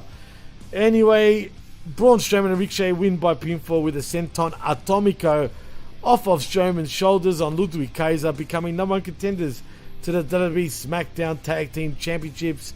Are you happy with this victory? Right. Yeah, exactly. I am happy with it because I predicted that they're going to be the next tag team champions, or they would be tag team champions within this year. And they're really getting a big response. The crowd is loving them together. It's funny because they took their shoot, animus about being a flippy guy, and and they turned it into something that works. And good for Ricochet for finally finding something that works, and good for Braun, who's continue with his success and being a tag team guy. Because he's still not good with his footwork. He almost fell down a couple times here as well. He's a klutz, dude. Yeah, and they gave us a swerve because they kept showing us Braun and Gunther interacting in the Rumble and other places. But that wasn't at all the story, and they beat Imperium. I could see Imperium or Gunther maybe costing them the tag team titles this time around, but I don't know. There's so much going on around the Bloodline, and they're sort of a hot act right now. And then Sheamus and Drew seem to be busy with the Viking idiots. So this seems like a good time to make a change on a hot team, and two guys who deserve some flowers and people seem to like, but it wouldn't be the biggest deal in the world if they lost the titles in 7 weeks. It's not a big deal. I just don't like Ricochet and Braun as a team. It's like big and smalls, two bald dudes. I like them for that reason because it's big and small. It's like the power and the glory.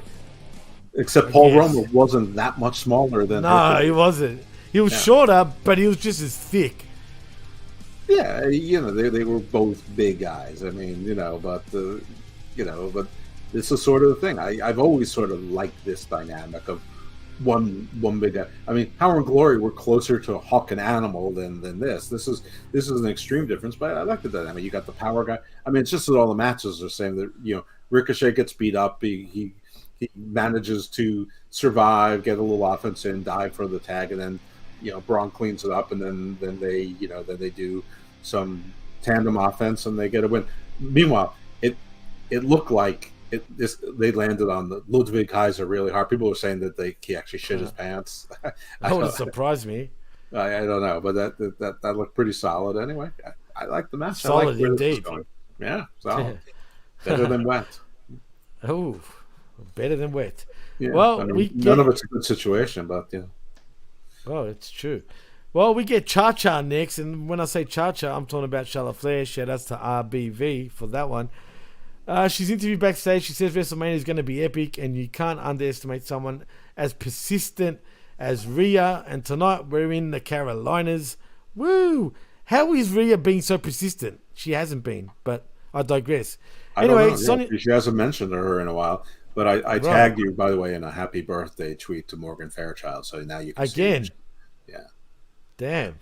Yeah. Now you can see who a picture of her when she was in her glory. She's still a beautiful woman, but she's like 75. You like him crusty, right, Jeff? I've done older.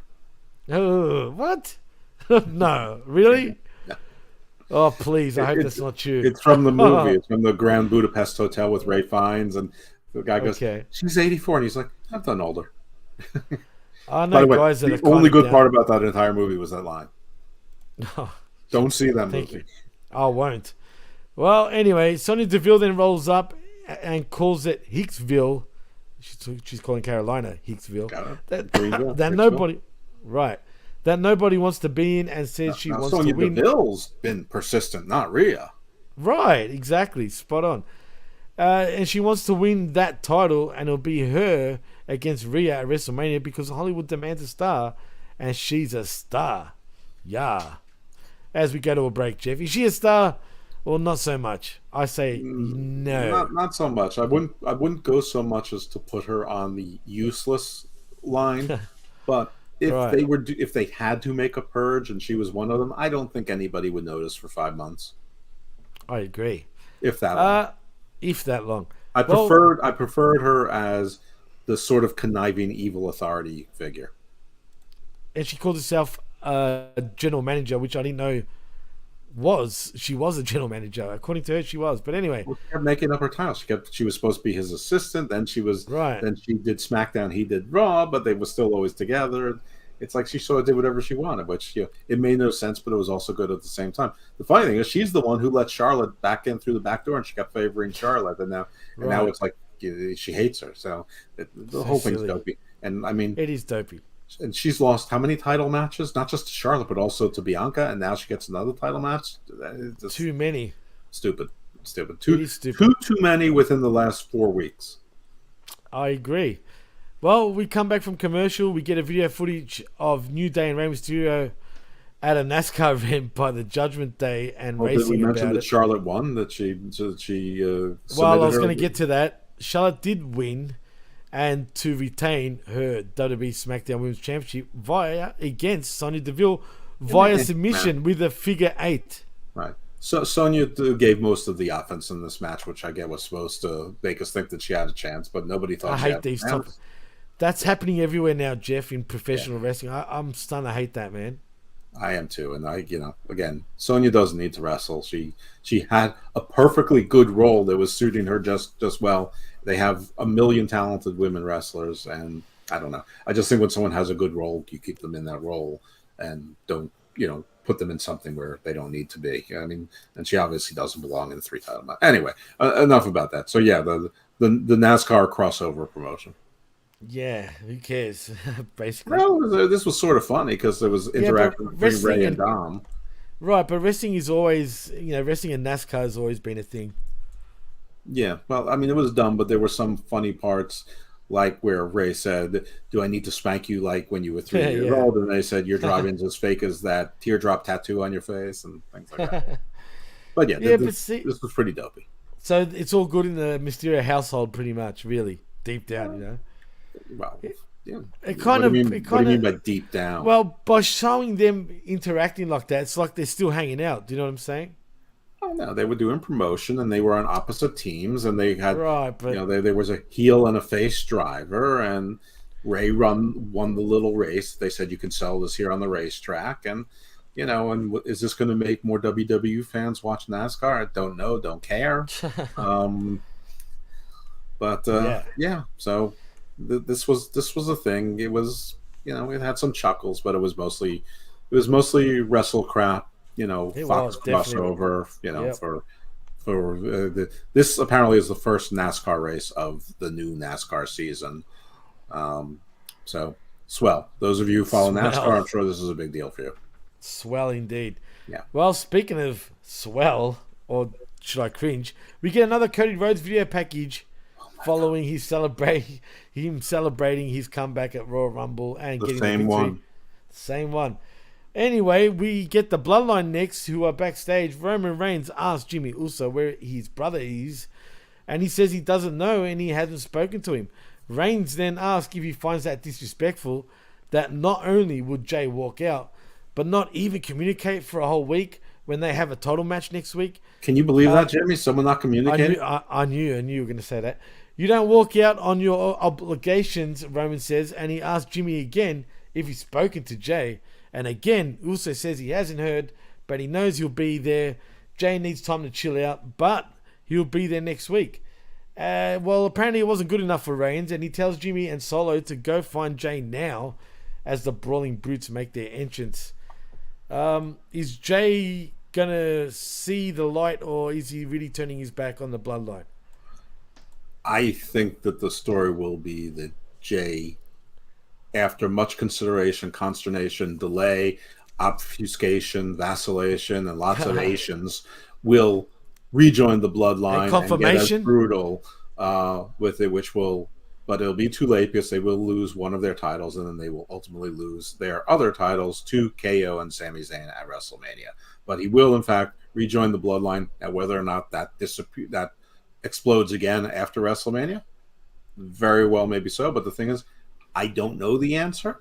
I make a lot of predictions here. Some I'm confident, some I'm not. This one, I mean, it sounds like it makes sense, but I don't know the answer, and I love that I don't know the answer. That's the interesting part of this.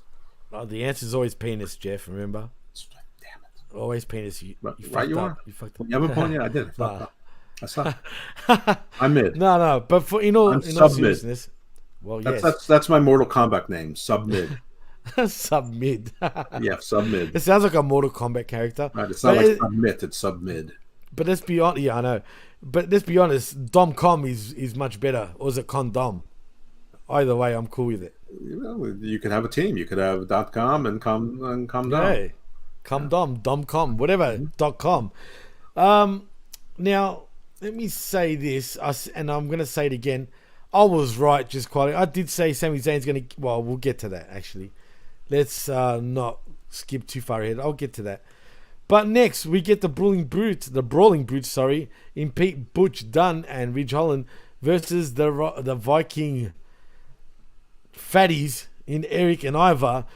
Well, the Viking Raiders end up winning by pinfall with a Ragnarok on Pete Dunne.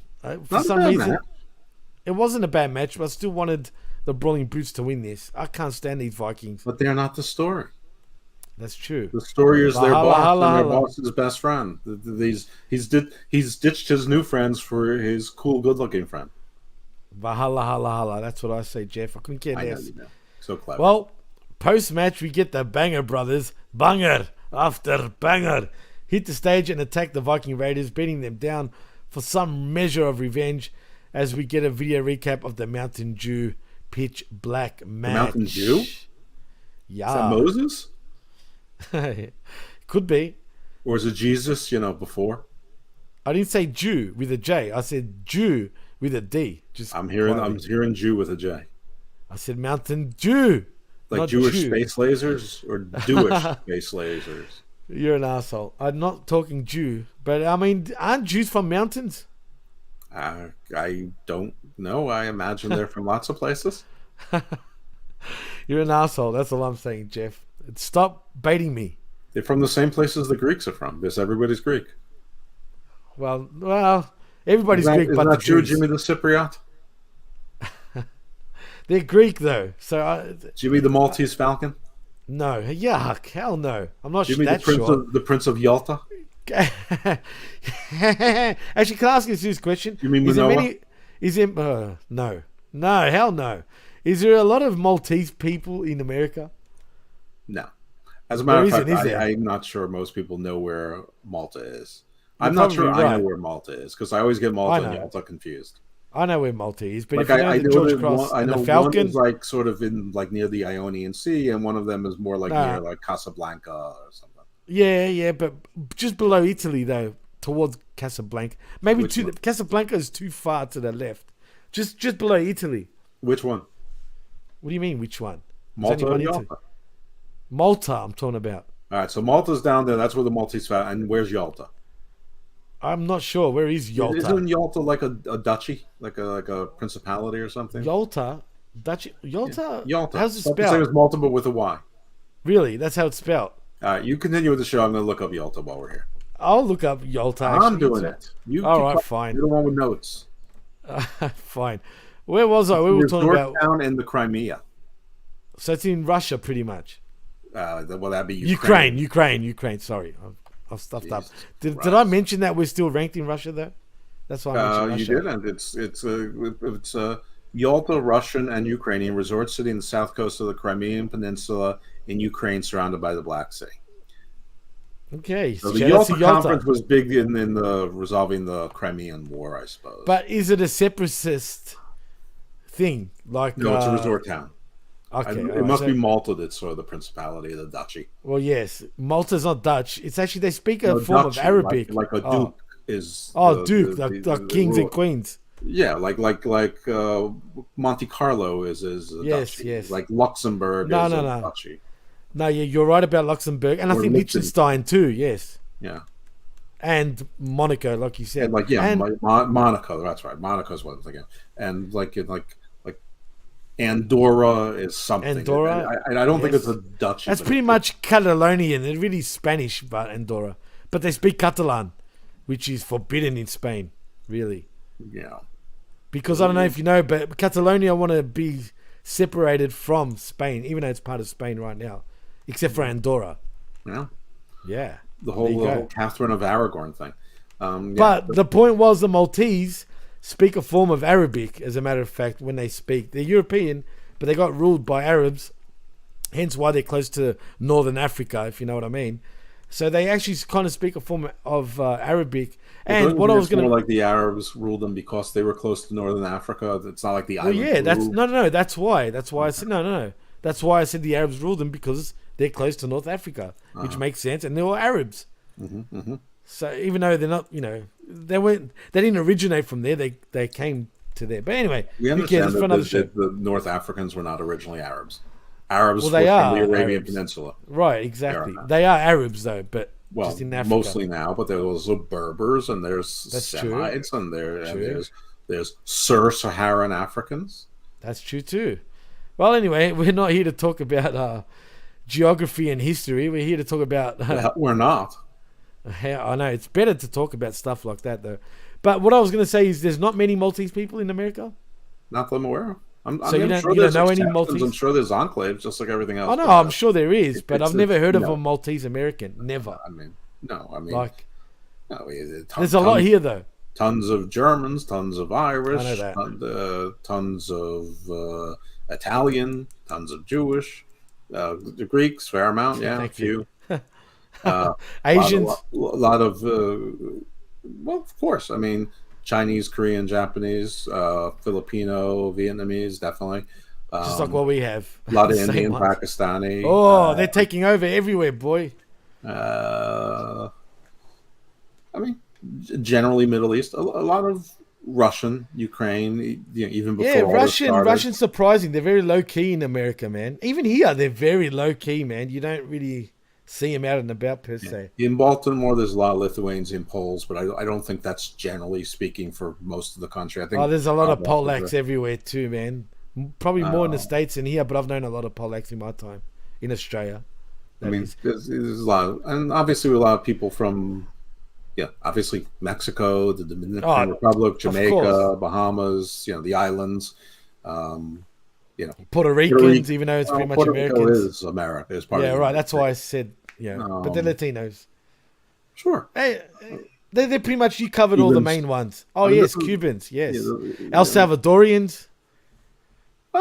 Yeah, I think They get generally- mixed up with Mexicans. That's why you don't really like it. Basically, there's a lot of everyone from north of the Isthmus Right. of Panama. There's also That's a true. lot of Western African, more Western than, African, more than the West. like Ghana. Actually, there is. Yeah, You're right. Ghana, Cameroon, Senegal, Nigeria, Nigeria. Yes, that's true. right, yeah, Ivory Coast, but yeah, Cote but Ghana d'Ivoire. and Nigeria are probably the big ones. One thing I've noticed with the States is Ghana and Nigeria are the most easily. But then there's places like Minneapolis has a lot of Somalians. Really? Somalians? Silver There's a lot of Spring, which is Somalians outside here, of- like there's but a lot of Somalian, odd. Ethiopian, Eritrean. Eritrean, there's a lot here in- too. In and around DC, like Silver Spring is sort of like We've got- but I don't think that that's common everywhere in the U.S. Like No, like that's Irish odd to is. me. Why would that? Oh, yeah, we forgot to mention the Irish, but that's like saying No, your that was normal like the white first one I American. named, yeah. Oh, was it? Okay, I didn't hear that. But it's like saying, it's weird. Why would Somalis go to Minneapolis? Like, it's freezing. Somebody goes somewhere, probably some leader. There's a mosque there, or whatever the Christian denomination is, and then They're Muslim parents mainly. go there, and mainly. then well, yeah, I think it's mostly Muslim, but I mean, a lot of the people who leave are the ones who probably weren't Muslim at some point.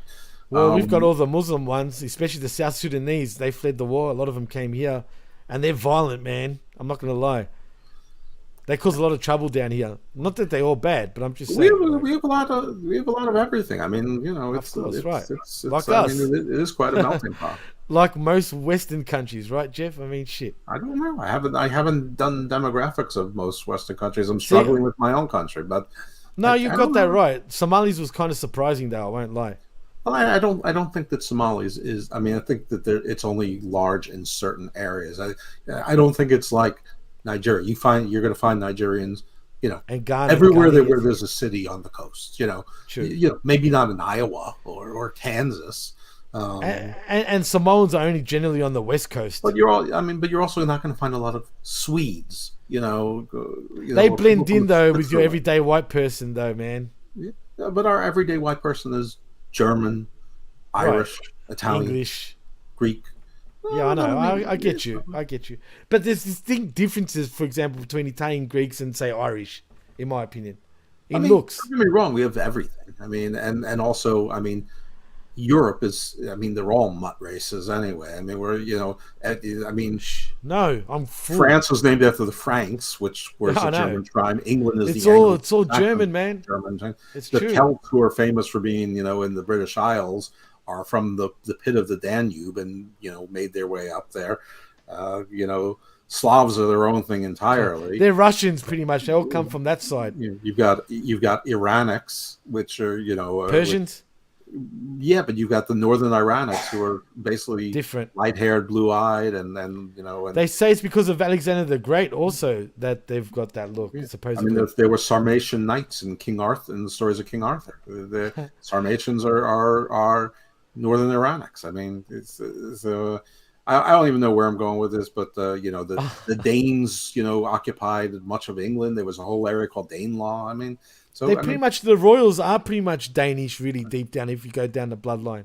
the Normans that conquered England are literally from Norway. From There you go. Leon Even the Greeks. Leonet, The is Greeks. also from Scandinavia. I mean, The last Greek king and queen were also from Denmark, technically. They were born in Greece, but they were Danish.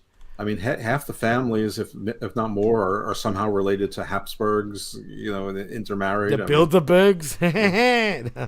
I mean, the king that ruled over the colonies, George III, didn't speak English. True. He spoke German. It's true. It's true. The Germans and the Nordic peoples, they really, and Dutch to a less extent. The Russian Tsar spoke French. It's ridiculous, dude. Yeah, it's weird how that was going down, but it is what it is in European history. But anyway, we spoke about that for probably 30 minutes, Jeff. I'm not kidding. Close to it. And we're supposed to be talking SmackDown. But see, I blame this. Yeah, it was probably my fault for bringing up Maltese. Damn it. And why did I bring them up? I can't even remember now. I don't. Anyway. Oh, yeah, because of their height, I think. Well, anyway, next we get Bray Wyatt is shown rocking in his chair when a hand claps his shoulder. The figure bends to look into the camera, and it's Uncle Howdy alive and well. Was there anything significant on the TV that he was watching, or was it just like he was watching himself? Yeah, I think it was black, to be honest, and he was just seeing himself in the. Like no, I thought I screen. I think he saw himself in like wrestling tights, and I was wondering if there's anything significant there. I didn't catch it. I didn't hit stop. I didn't rewind it. But you know how Bray is big on the Easter eggs. But yeah, it was Uncle Howdy that apparently stopped the rocking, and that was the end of the segment. It was mercifully short. Husky Harris is when he was wearing tights, by the way. Oh, okay. So yeah, well then there was something significant about it. Then yeah, there you go. One of the Wyatt Six. Exactly. I don't want to see friggin' Husky Harris again, though. That's the thing. Well, who do you think Huskus the Pig is? I know, but let's hope we see the pig and not Bray in tights again, please. Yeah, well, you don't have to convince me about anthropomorphic demonic puppets. Anyway, we get Shotzi Blackheart making her entrance as we go to the break because it's Natalya versus Shotzi and Shayna Baszler and Zelina Vega in an Elimination Chamber qualifying match. Well, Natalya obviously wins by submission via sharpshooter on Zelina Vega. Qualifying for the Elimination Chamber match. Shayna Baszler was putting everyone into the Karakuna clutch, and she almost choked out Vega, and then Natty interrupted, and then Shayna put Natty in the Karakuna clutch, but Natty, I guess, was prepared for it and sort of went to the ropes and bent over, and Shayna fell out of the ropes, and she fell onto Shotzi, and because Zelina was already sort of knocked out, Natalya put her right into the sharpshooter, and Zelina sold it like there was a pendulum was cutting into her back, and she immediately snapped. Look how big Natalya is compared to Zelina, man. I'm sure it hurt if applied properly, because I know it hurts. Listen, if Zelina's in the ring and Natalya's in the ring, I'm not wasting time looking at Natalya. So yeah, everyone's obsessed with her, dude. I don't care. They're all dummies. I agree. Yeah. A-Track. Well, I mean, come on. No, he's obsessed with the sister. The sister, that's true. He don't mind Natalya's cakes either, dude. Don't worry about A-Track has enough problems. I mean, like true. the song 99 Problems, but a bitch ain't one of them. Like his is the he's like 99 problems and a bitch was all of them. Call of the fucking week on that one. He said it, not me. That was gold, though. Because I wouldn't expect you to say that. No. Especially knowing the song. Anyway. So Natalya's gonna be in this match. I was like, why Natalya? Because she's the ring general. She's gonna tell everyone where to do the spot. She's not winning. Don't worry. She's the most powerful chick in the back too, man. And if she wins, it's in Canada, so she's gonna lose too. But I don't think she's winning this thing. No. I mean, hell no. You know, but if she does, so what? You know, whatever. She wins the thing. She loses in Canada. All the hometown people lose. Anyway, she's not from Quebec, Canada. She's from Calgary. It's not Alberta, really Canada. It's like saying like that Cleveland is the hometown for people from New Orleans. Or New Orleans, even. Yep. Okay. Or New Orleans. Right. Because of the French history. Well, in other words, what we're saying is they're completely different peoples on that side of town. Completely different geographies, completely different, cultures. They're French over there, man, and very ruckus. I mean, ruckus, should I say, not ruckus. Right. But anyway, Calgary is known for the Stampede, the Cowboys. They're sort of, they're like the Yellowstone, where Montreal is, they're like, complete sort of opposite. Yeah, they're sort of like French that aren't. They are French. Actually, they're very much like French from France with their accents and everything. I mean, but I like it. I like the way they speak. They're sort of country French, but they're still French. They're still very much French. The French would probably call them sort of something else. They're not cosmopolitan French. They're, No, yeah, you're right. They're rougher. I actually think they're rougher. Yeah, no, they're like from the bad neighborhoods. Yeah, for sure. I agree. 100%. And very multicultural. I mean, everybody speaks French, even if they're not French background. Mm-hmm. A lot of hookers. And hookers, yeah, in Montreal. Yeah. A lot of hookers. Actually, as a matter of fact, a lot of hookers probably don't even know how to speak English properly. I mean, there are some French Canadians that really don't know how to speak English properly. They don't charge you more for the conversation. That's true. Well, we're off to the main event, if you want to call it that. As backstage, we get Paul Heyman apologizing to Roman Reigns as he informs him that Jey Uso's phone goes straight to voicemail. Oh my goodness. Nah. Fucking Jey. That's bad. Fucking Jey. Fucking Jey. Anyway, Jimmy Uso and Solo Sikoa return, and Jimmy has to admit their attempt to contact Jey has also come up empty. Roman starts fuming about the timing of it all and apologizes to Jimmy for talking that way to him. He says he needs them to be as strong as they are as ever. And because if they're not, there's no more ones to put up. Only L's. I just added that in. Reigns then asks Paul to order catering to the bus. Sushi, steaks, a good dinner. And tells Uso and Sikoa to go eat while he takes care of business in the ring.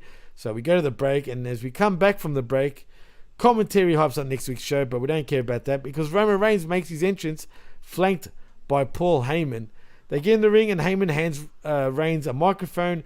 He demands Greenville to acknowledge him. Of course.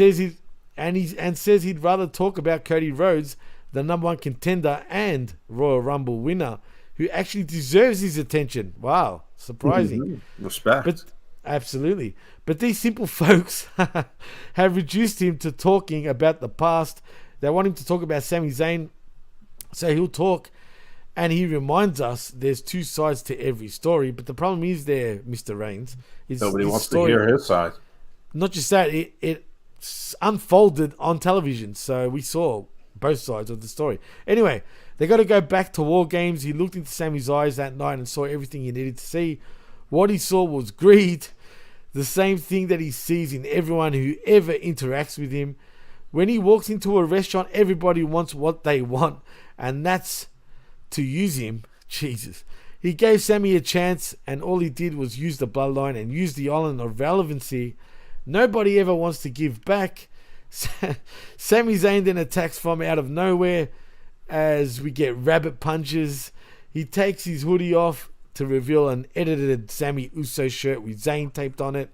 But Reigns recovers and takes him out, calling Paul to bring him a chair. He gets it, but Sammy wipes him out with a spear before he can use it as Zayn grabs the chair and goes to wail on Roman with it. But he rolls away and onto the floor as Sammy gets on the mic and screams for Reigns. He sort of gives a guttural sort of yell of pain and says, It was a little Howard Deanish. Yeah, it was weird, to be honest. Yeah, still, he's tried. He says Roman's wrong. He never wanted the title match. At least he tried. At least he tried. Well, yeah, true. He never wanted anything from him until now, and he's going to take it because he's coming after him and the Undisputed Universal Championship.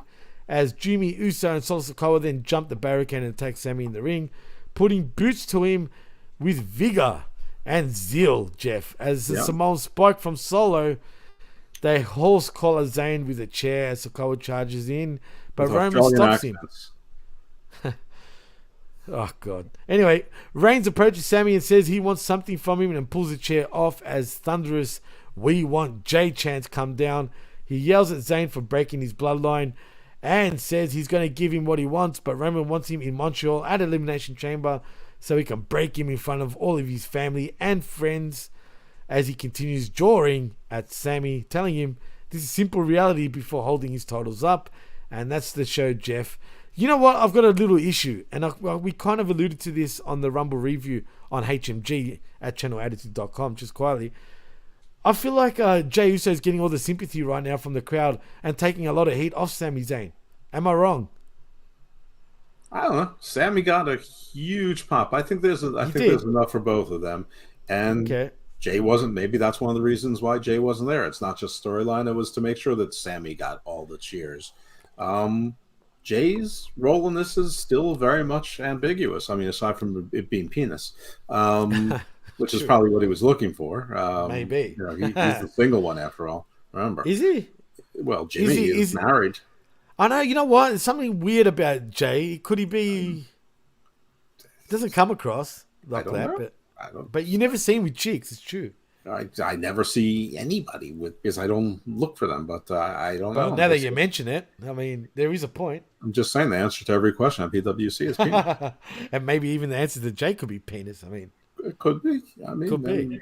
That doesn't mean anything. He just might be interested in penis, just like we at the PWC are.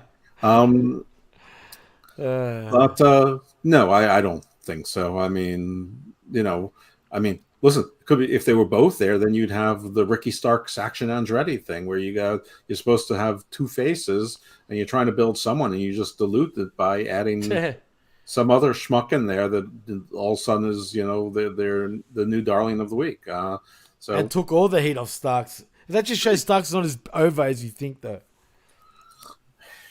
AEW is not great at putting people over, but AEW fans are great at pretending like everybody's over. That's true. So it's like the perfect fake marriage. It's like the perfect suburban couple that actually hates each other, that pretends they love each other in public. That's and then true. they go home and they go to separate bedrooms. One of them drinks a scotch, one of them drinks a glass of Chardonnay. They watch 2 different shows. Maybe they sleep in the same bed, maybe not. Man, maybe not. It's true, and that's the situation we get. And I just felt like this could have been executed a little better, though. I don't know. I thought it was pretty good. I listened for a change when Roman sent people back, somewhere. At least they were watching TV, so they got in there. I don't know. I thought it was fine. I thought it was good. I don't know. It was very horseman-like. Horseman-like. The whole feel of it. So no, I thought it was a good ending. I mean, the content we got on SmackDown was good. We just got very little content. I mean, I thought SmackDown. Matches. Yeah, I think SmackDown was much better than Raw. But Raw was the same. It was essentially all promos, except for like 3-4 matches. Except it went for 3 hours, though. That's the difference. Oh, well, that's always the difference. But right. But the 3 hours is like triple the recap. So that's true too. That's true. And I think that there were a couple long matches. Like the Imperium Braun Ricochet match was like 25 minutes. Or at least if you include the beginning segments, it took you to basically halfway point of the show. The Brawling Brutes and Viking Raiders wasn't particularly long, but it wasn't short. And the Women's Gauntlet match wasn't particularly long, but it wasn't particularly short either. Sure. The Charlotte match was shortish, but it didn't need to be any longer than the 7 minutes or whatever that lasted. What was the main event again? This is the main event. What? Roman in the ring? Yeah, that's Roman in the ring is the main event. The women's match was the last one. Okay. Well, but I don't, 4 matches.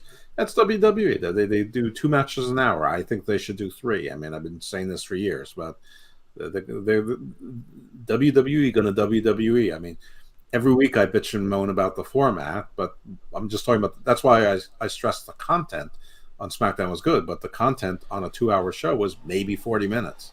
True. You're right. Well, yeah, look, it was a decent SmackDown. I mean, they're still tying knots to the Bloodline storyline. And Elimination Chamber's in 2 weeks. Right, and I want to point out that I was the only one I felt like on the internet that said Sami Zayn will get his title match at Elimination Chamber while everybody else... Absolutely not the only person. I haven't heard anyone else. No, everyone's they didn't. Been saying that. Carl, no. They were saying tag team championships. Everybody was saying that Sami Zayn is going to get his matches. No, you didn't. Chris didn't. Don Tony didn't. Everybody was saying it. No, hell no. It. Everyone's like, no, you're not taking that away from me. All the Twitter people were saying Twitter. They were explaining it beforehand. They're saying Sami Zayn is not going to get a main event match at WrestleMania. This was before the Rumble. They're saying Elimination Chambers in Montreal. Everyone was saying it. No. I'm not saying you didn't say it, but you thinking you're alone. You know I said. Everybody listening to the show right now or watching it is on wrestling Twitter, and they've all seen 80% of the accounts predicting exactly this. So you doing a victory lap over it is stupid. Wow. Just makes you sound dumb. Wow. What? Excuse me, it makes all of you guys sound dumb. Just quietly. Why? I've agreed with everyone who's said this. It was known dumb before Royal Rumble even started. I said dumb. Everybody but me. You're like patting yourself on the back for the most obvious diversion possible to avoid Sami Zayn getting a world title match at WrestleMania, which is what the jabronis want. Wow. Yeah. Really? You're gonna give me that? Really? Yes. Wow. Listen to you. You're like a peacock over here. Yeah, I am like a cock. Damn it! And you know what else you're right about? Tomorrow the sun will rise in the east. Anyway, Jeff, tell them where they can find you. I give up. They can't. No, you can't find me. No, you can't find me. I'm hidden. Well, they should. I'm Evil Dos Oscura. Oh, there's a new one right there. Now tell them where they can really find you. Twitter at IcarusFellMD. My wrestling podcast, which is not PWC directly affiliated, though on the PWC, is Hammerlock Hangover with Big Daddy Cool Steve Pena. We drop a show every 2 weeks, except when we have a prediction show. So we're dropping a show this week. We also dropped one last week. So you actually 3 weeks in a row of Hammerlock Hangovers coming soon. My non-wrestling podcasts are... We're back. Hammerlock Hangover is back to weekly. No, it's not back to weekly. It was just because of Royal Rumble. Non-wrestling podcast, Garden Views and Garden of Doom. Garden of Doom is things that go bump in the night and things that make me curious around the world, within the world, adjacent to the world, and beyond. Garden Views is legal and topical issues that make me curious and occasional interviews with people doing interesting things. And again, down there under my Chiron there is a YouTube video with a very candid, very sincere 1-year-old interview between my gorgeous fiance and Lanny Poffo in Ecuador about Ecuador and his life, and it's very real, and you'll find it on YouTube. It's Vivir la Magia por Viviana, Vivir, la Magia, Magia, por Viviana, Viviana, and there's only about 6 videos out there, and there's only one that's an hour, and you'll see Lanny Poffo, his genius picture in there. And yes, you can gawk at the beauty of my girlfriend. He does, my fiance. She is truly a work of art. And just quietly, I just want to say RIP to Leaping Lenny Poffo. That too. Formerly also known as the Genius. And my nemesis. And Jeff's nemesis. Don't pine. You can gawk at my girl, but don't pine after you see what happens. True. And look, from all of us here at the PWC, we'd like to send our condolences to the Poffo family, if there's any left at this point. Jeez, yeah, I mean the mom's dead, the father's dead, Lanny's dead. That's sad, man. That's sad, yeah, for real. Well, yeah, I mean that's life. I think he does. Really? Yeah, Viv knows. Viv knows for sure. I actually, find that out because I've never heard that one before. But anyway, if you want to follow me, you can at DJ Mass Effects and also at the PWC Network. Please like and subscribe right here at the pwcnetwork.podbean.com.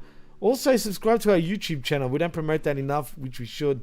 And also on Twitter, follow us, like I said. And on Facebook, at the Facebook group, at the PWC discussion group. Yeah, join us on Facebook, sure. Yeah, absolutely. We need more activity there. I would like to do it, but I just don't have time. We do so many shows and so many other things. But it's true. It's hard. It's hard, people. But help us out just a little bit. Even give us a review on Apple Podcasts. That really helps too. But anyway, please like and subscribe also at channelattitude.com and at mediagroup.podbean.com. And that's about it. So in saying that, yallah. In saying that, I'm Jimmy T. He's the evil one, Jeff Lippman.